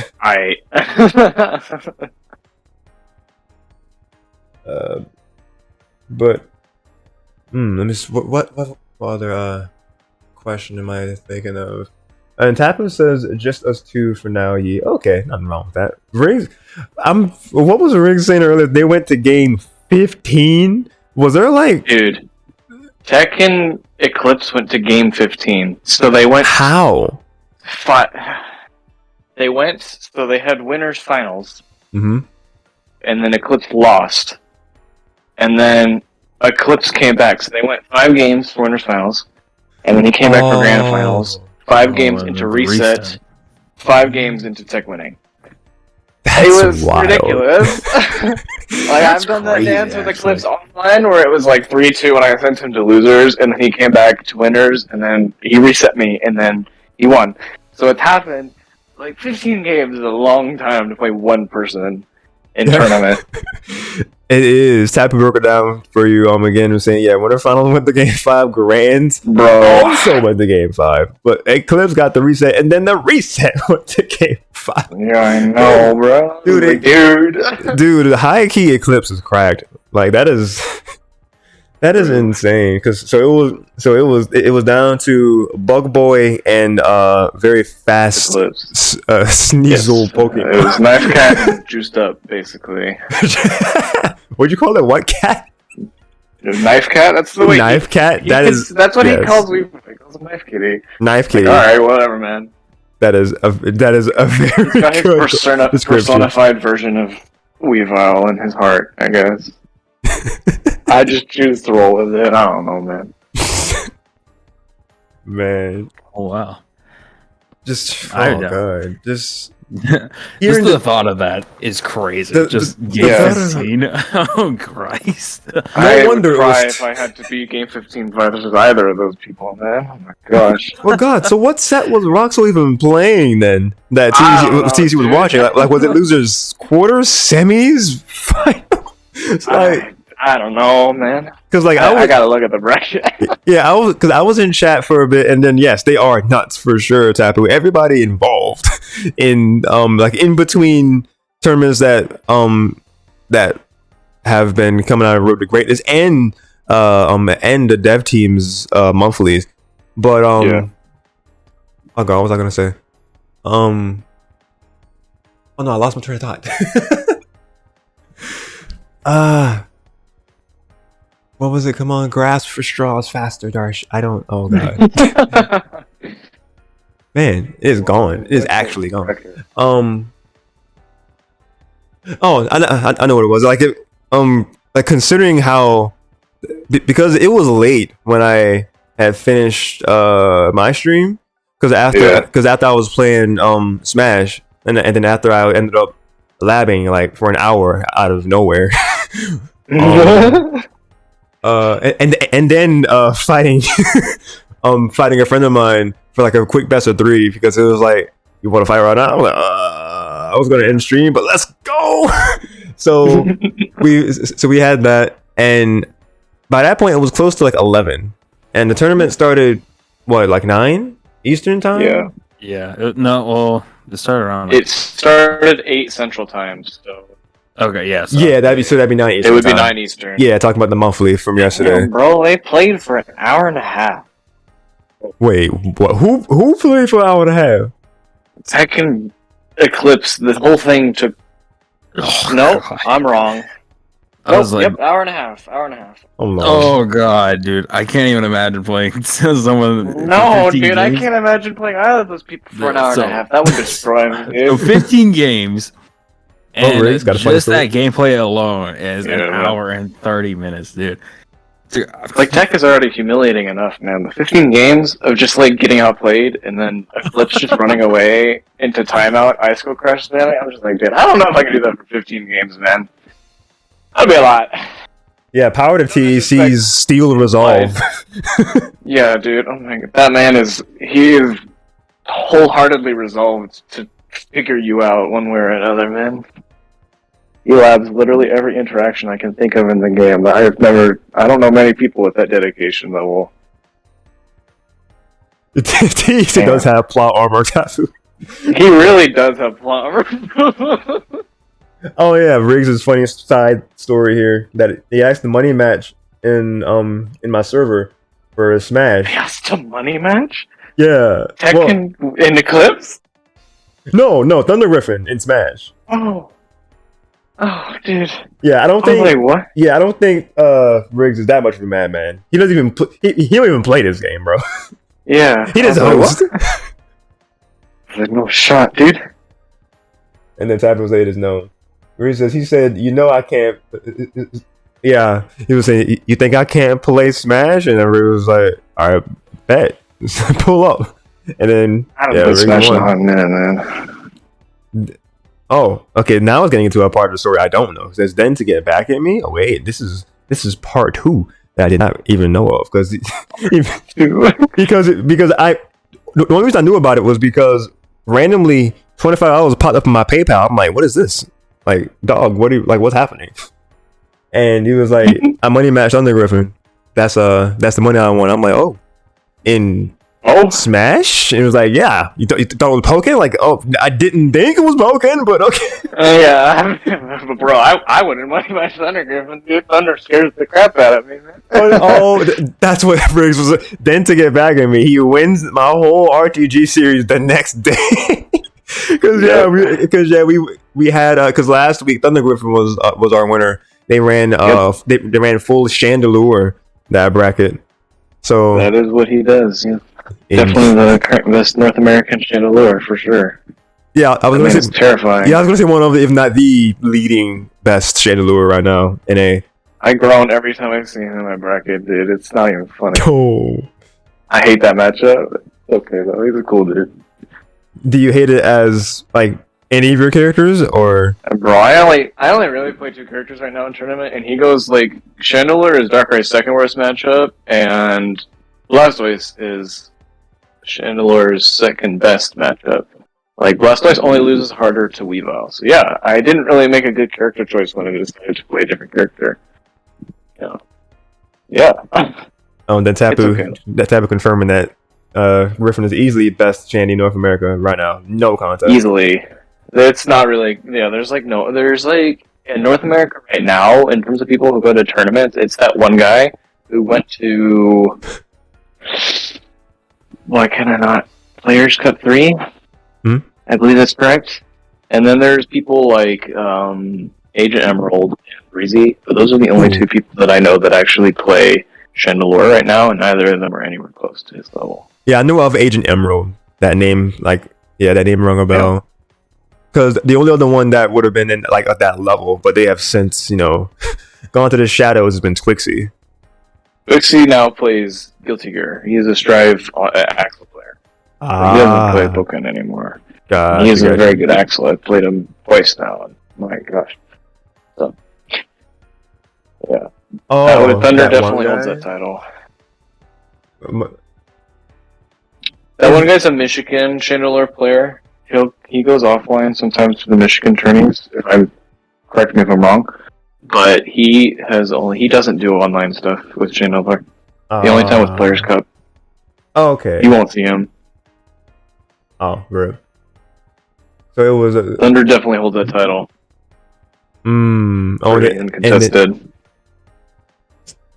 Yeah, so just straight up uncontested as best Chandelier. Pretty much.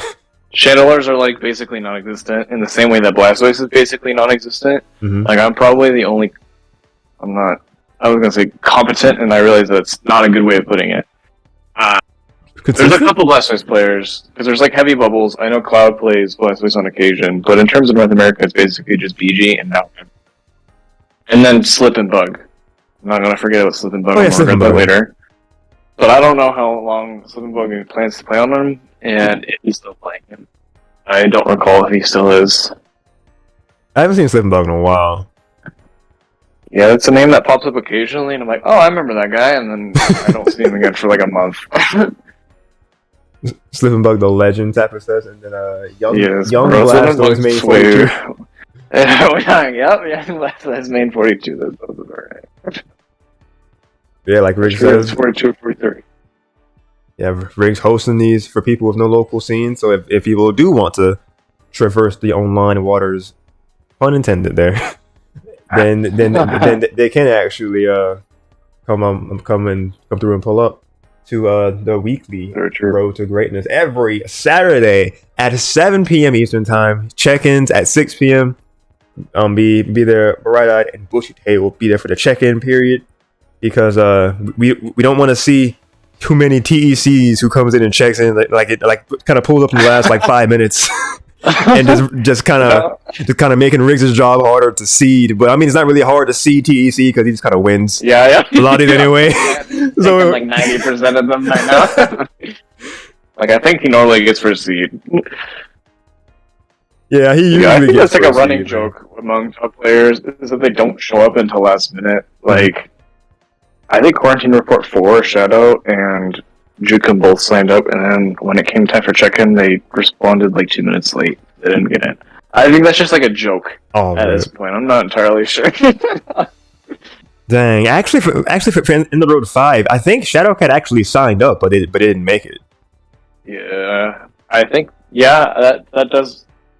Yeah, that sounds about right from what I remember. Yeah, I think it was the fact that they never responded to the check-ins.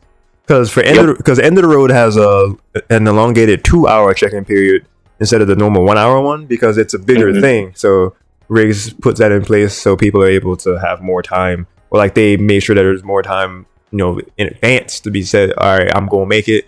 Oh, I'm not gonna make it. But some cases there were just, I guess, radio silence from some people. So you kind of hate to see that. I would know that as well as a fellow TO.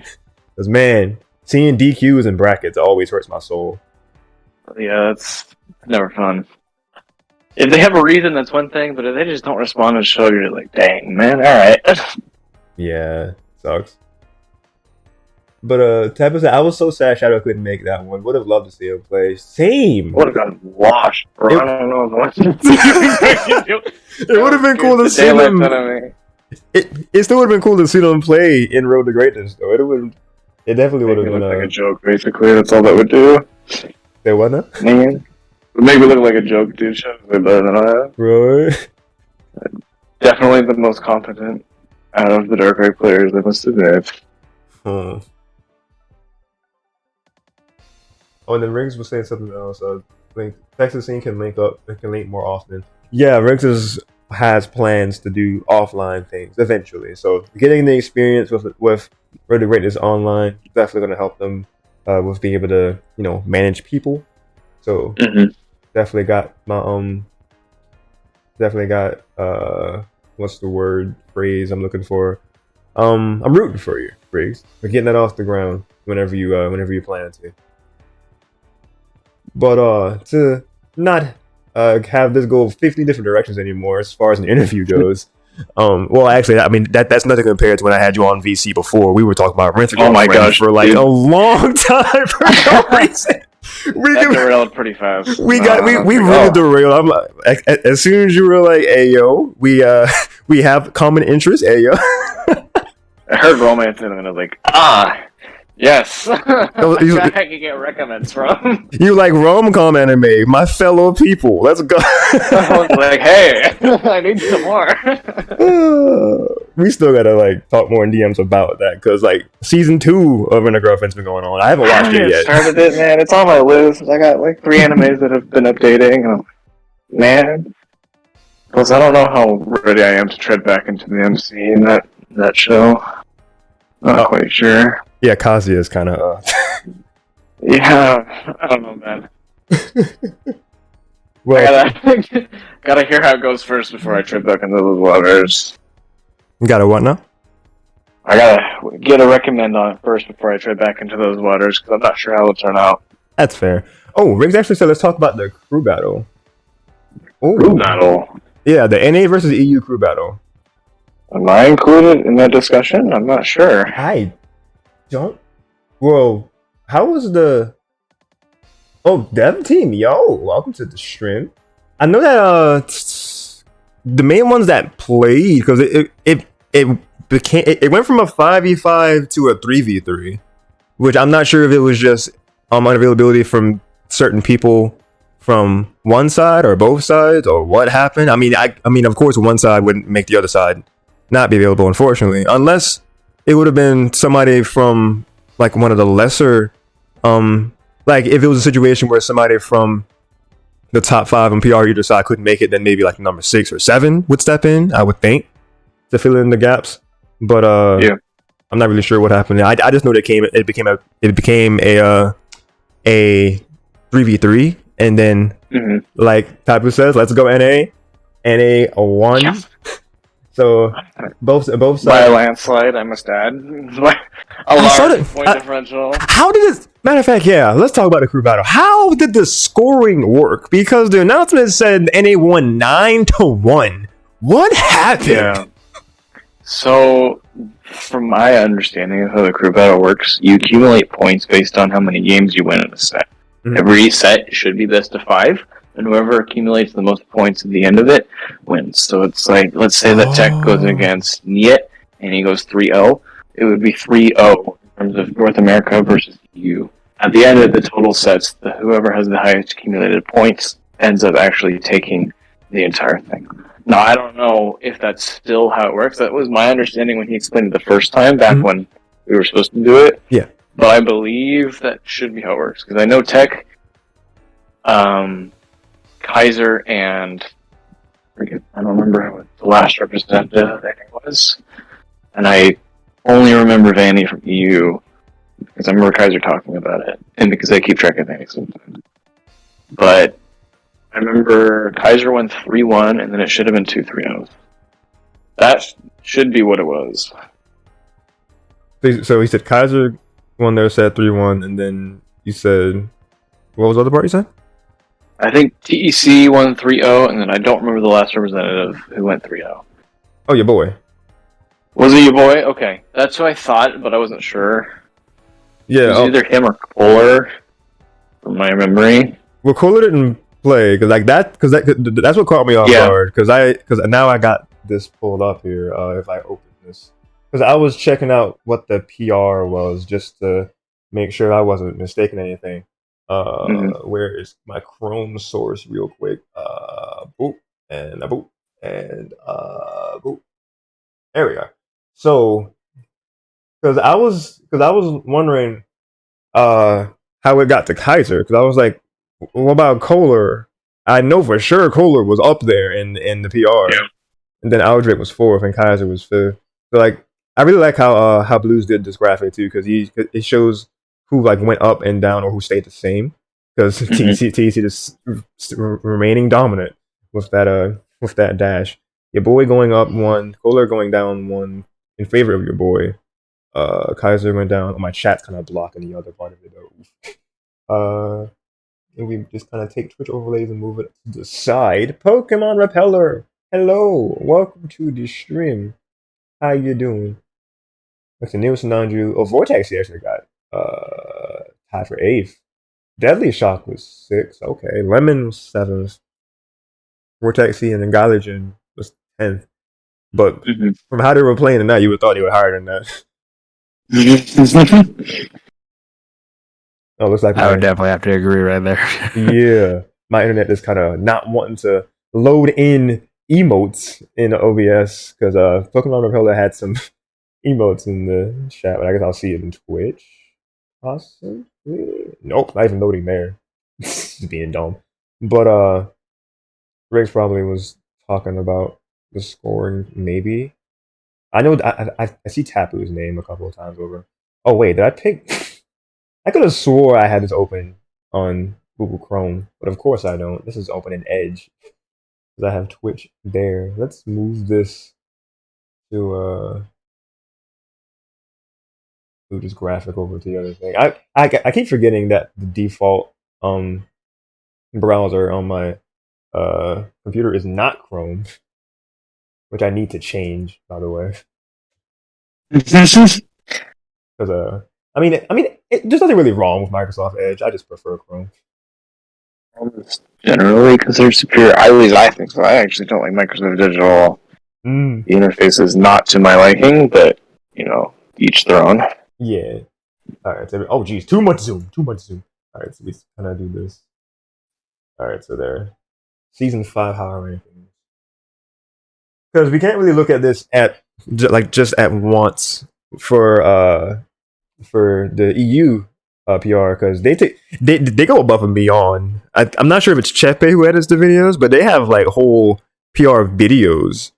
Yeah, it's like a montage for each player. Yeah, it's basically a collective region montage. It's actually really cool. If I were to let me see. Oh, you see my background things. I was like, how do I install YouTube Music? Let me see. I can probably pull up the video.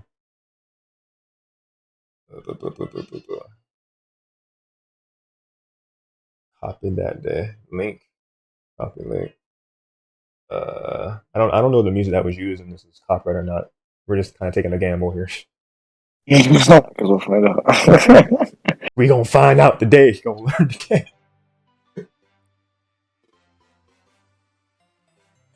It's actually really low. Oh wait, that's probably how it was edited. That's just low from my headset. Can this be seen? Yeah. Yo, the DBZ sound effect. What? Forgot about that. Hold on, let me look at the names actually. Okay, so.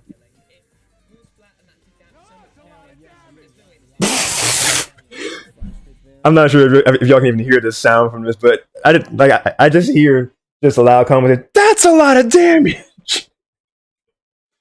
Yes, I do recall some of the editing being very much like that.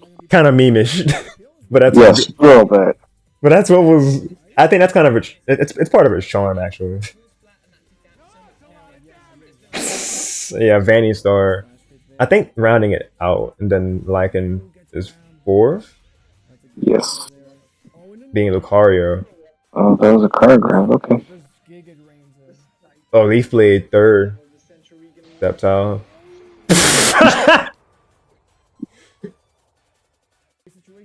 I love this editing so much. And yet, second?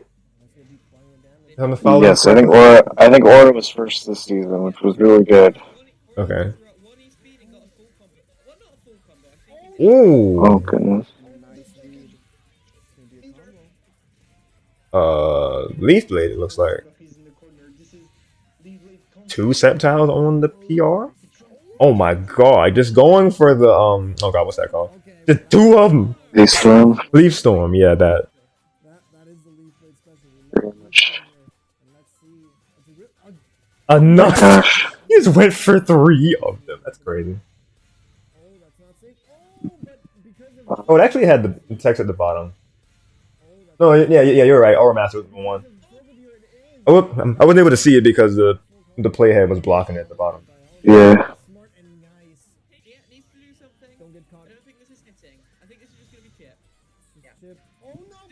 Oh, this was actually really close.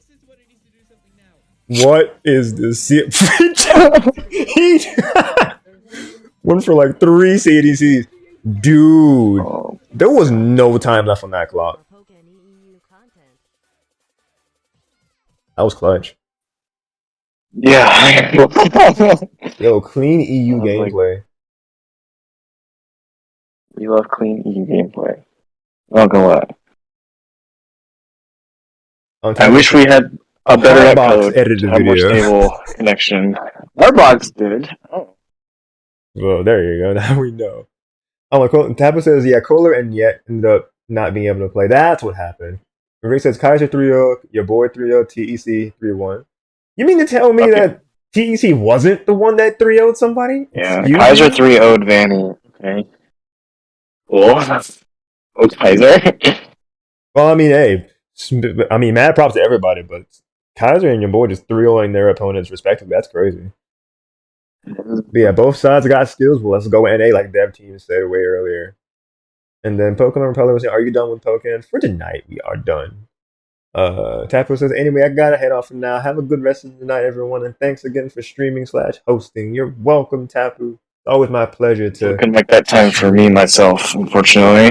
Yeah, it was good to have you be on the mic for kind of interviews / half reaction video. Whatever this became, it is kind of something like that. It just kind of started from the usual questions, and then the usual drill, it's okay. Normal derailing, nothing to see here. Yeah.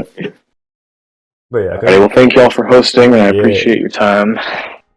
Oh yeah, appreciate you giving us some of your time. For sure. Y'all have a great rest of your night.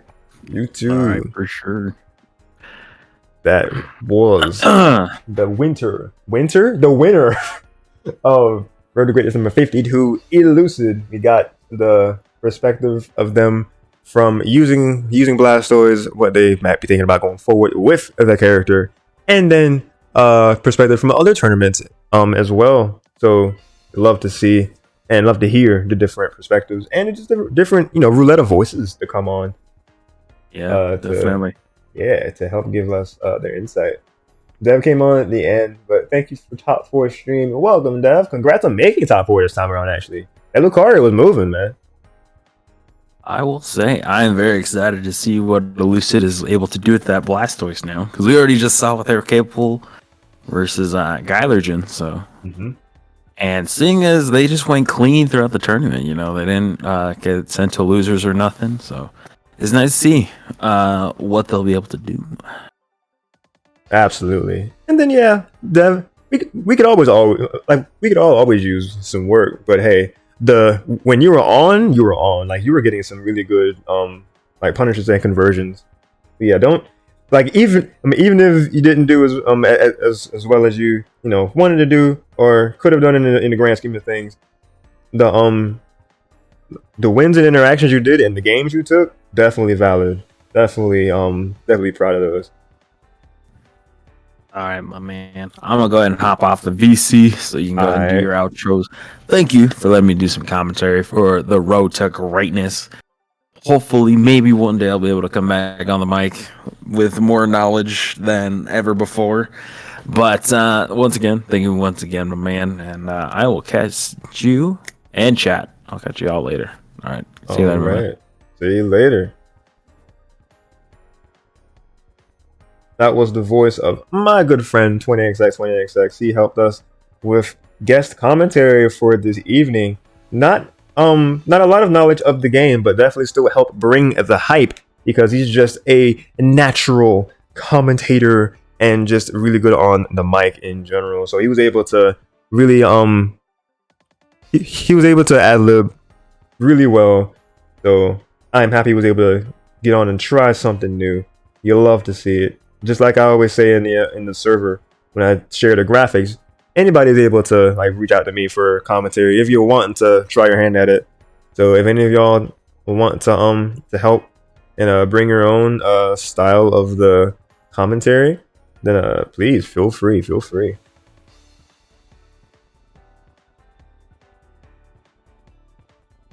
And 20 with the shout out to Dev Team, and for once, Nightbot actually not being. Well, I mean, the Nightbot still needs fixing, but in this case, it's right because Dev was last streaming Pokken, unless it was Mario Kart. You do suck promo a lot in my server. I'm not saying it's a bad thing. I'm just saying that I know you would share things a decent bit. Like the last thing you shared in like the Cell promo was let's take a. It was 2 days ago with Mario Kart, so I'm willing to bet it was Pokken because yesterday. But yeah, exhaustion from editing your video. Definitely take it easy. You're exhausted from recording and editing. Top 4 from last night. Man, definitely take it easy. Oh, see, I'm thinking about your I'm thinking about the video that you put up like about your run in RTG number 47. But you mean recording and editing the video for y'all's tournament? Oh, last thing okay, so it was Mario Kart. I was right. The last thing I remember stream was Mario Kart, if I remember correctly. I didn't stream Pokken last night because had to. Gotcha.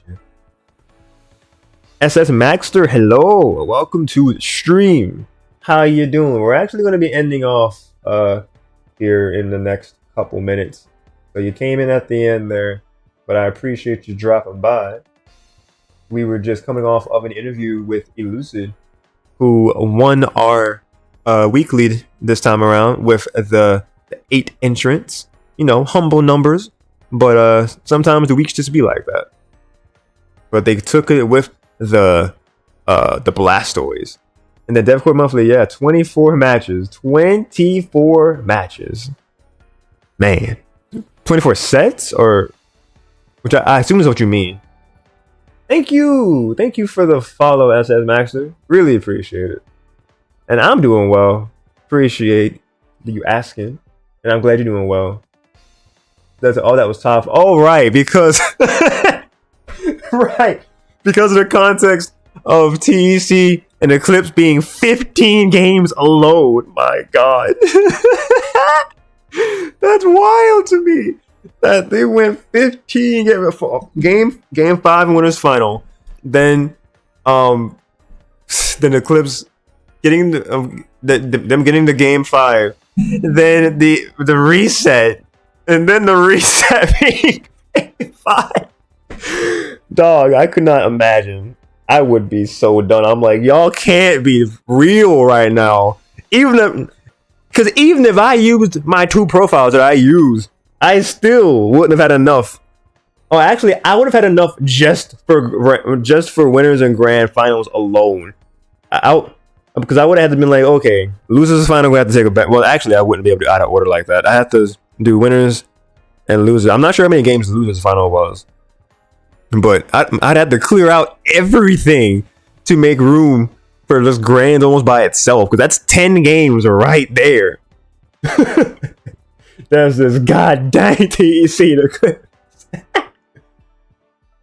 So the void that I had recorded winners, final, losers, semis beforehand. Ah, I see. The only reason I'm even able to do the 2 profiles was because I was fortunate enough to be able to have some money in my PayPal from one of my Twitch payouts, and I just kind of was like, I already have a second Twitch profile because of Switch Sports. So, and I made it because my dad, because I played mainly the bowling, because me and him played the Wii Sports bowling back in the day. So when I told him that the Switch had basically a spiritual successor to that, he was like, "All right, then son, let's play some bowling." I likes that. I was like, "Okay, let's go." So you have to make a whole other profile to even play multiplayer in Switch Sports for whatever godforsaken reason. I don't know what Nintendo was doing with Switch Sports in general. I could not lie to you, but TLDR, that's why I have a second profile, and I was able to load money onto it. So, online and Pokken. So, yes, we use it while we can.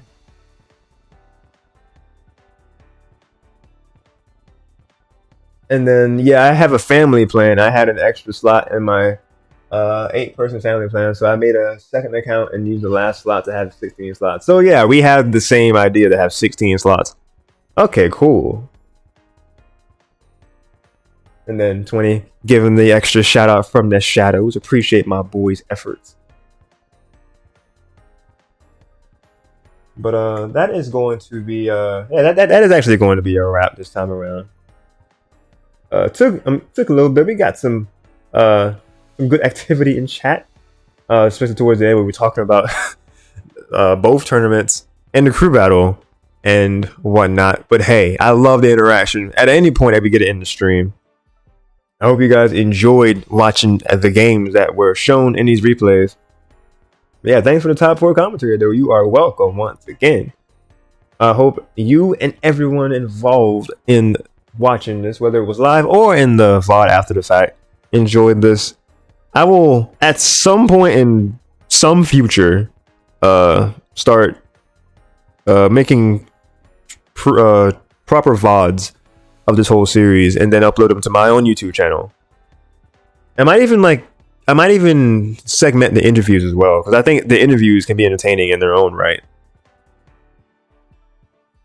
Especially when Aberration's able to be on for commentary. They just have such good questions every time. I cannot follow up I cannot think of questions such as that. I'm not as versed into the knowing higher level players in the community and just about the tech in the game to ask such specific questions. So yeah, 3rd, 4th, 5th, however many times I done said this, but that's a wrap, boys. Let's go ahead and show my schedule. So the last remaining stream for the week, or weekend rather, is Pokemon Legends Arceus is planned for tomorrow, but we will see. Because I have in that blue text, this time is subject to change, or the streaming that happened, attending an event in the early afternoon. So yeah, I actually am going to meet up with some friends. So it kind of depends on what time I leave from that, because I had a safety net time of 7:30 p.m. Eastern time for Arceus, because I still want to have the bare minimum of a 3-hour stream when I play Arceus. So I put 7:30 or maybe even 8, because that was just a time I put just to have a time there, to be honest, and just to kind of gauge 3 or 4 hours. Really, I want to have 3-hour minimum and 5-hour maximum for Arceus streams from now on.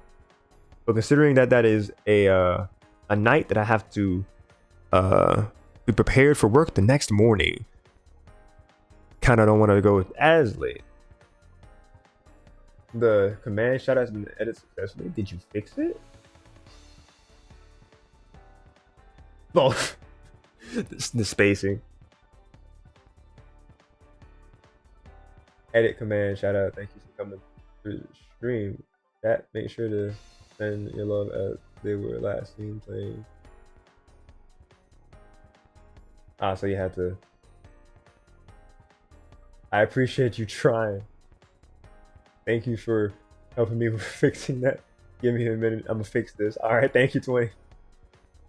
Man, getting the help once again.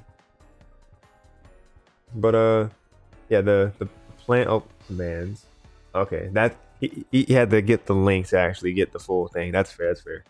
Then you being a mod, you can actually go and edit at your leisure. But yes, that is tomorrow's plan or not plan, depending on when we leave from the in-person event. And then just circumstances in general. We'll see if I stream Arceus tomorrow or not. But if we don't stream it tomorrow, then we'll try our best to make it up on Monday instead. And then Tuesday, we did Battle League Tuesday of this week. But since we'll be in the off season of the Strikers Club, I'm not sure if I'll stream more. I mean, I was still gonna play Battle League. I'm not sure if I'll stream as much of it. Battle League just might end up being an every other week thing. Whenever the season is active, I'll just go on for like a grind session or two of a week. Excuse me, and then we'll see how that plays out. Excuse me once again. The next week, of course, Arceus, because it might end up being a Monday and Wednesday affair. Tuesday might be a second day for Adventure DX, because we have officially started our Adventure DX playthrough the past Thursday, and it started off with a very strong beginning. Learning the Chow Garden glitch to near infinitely give the animals to the Chow. I always knew of it, but I never knew how to do it. And our friend Casey was there to help us in VC. You'll have to fix that command in your Nightbot page, Yoshin. Oh, well, at least you tried. At least you tried. You'll have to like direct me what to actually fix, because it's a very, because it's things have to be so exact for it to work. Since I can't fix them from chat. Okay. Also, you can't access. Also, you can't access the Nightbot page yourself. Oh, okay. I wasn't aware of that. But that is the plan for tomorrow, and a preview of next week. With all that said, I think we are, in fact, done here.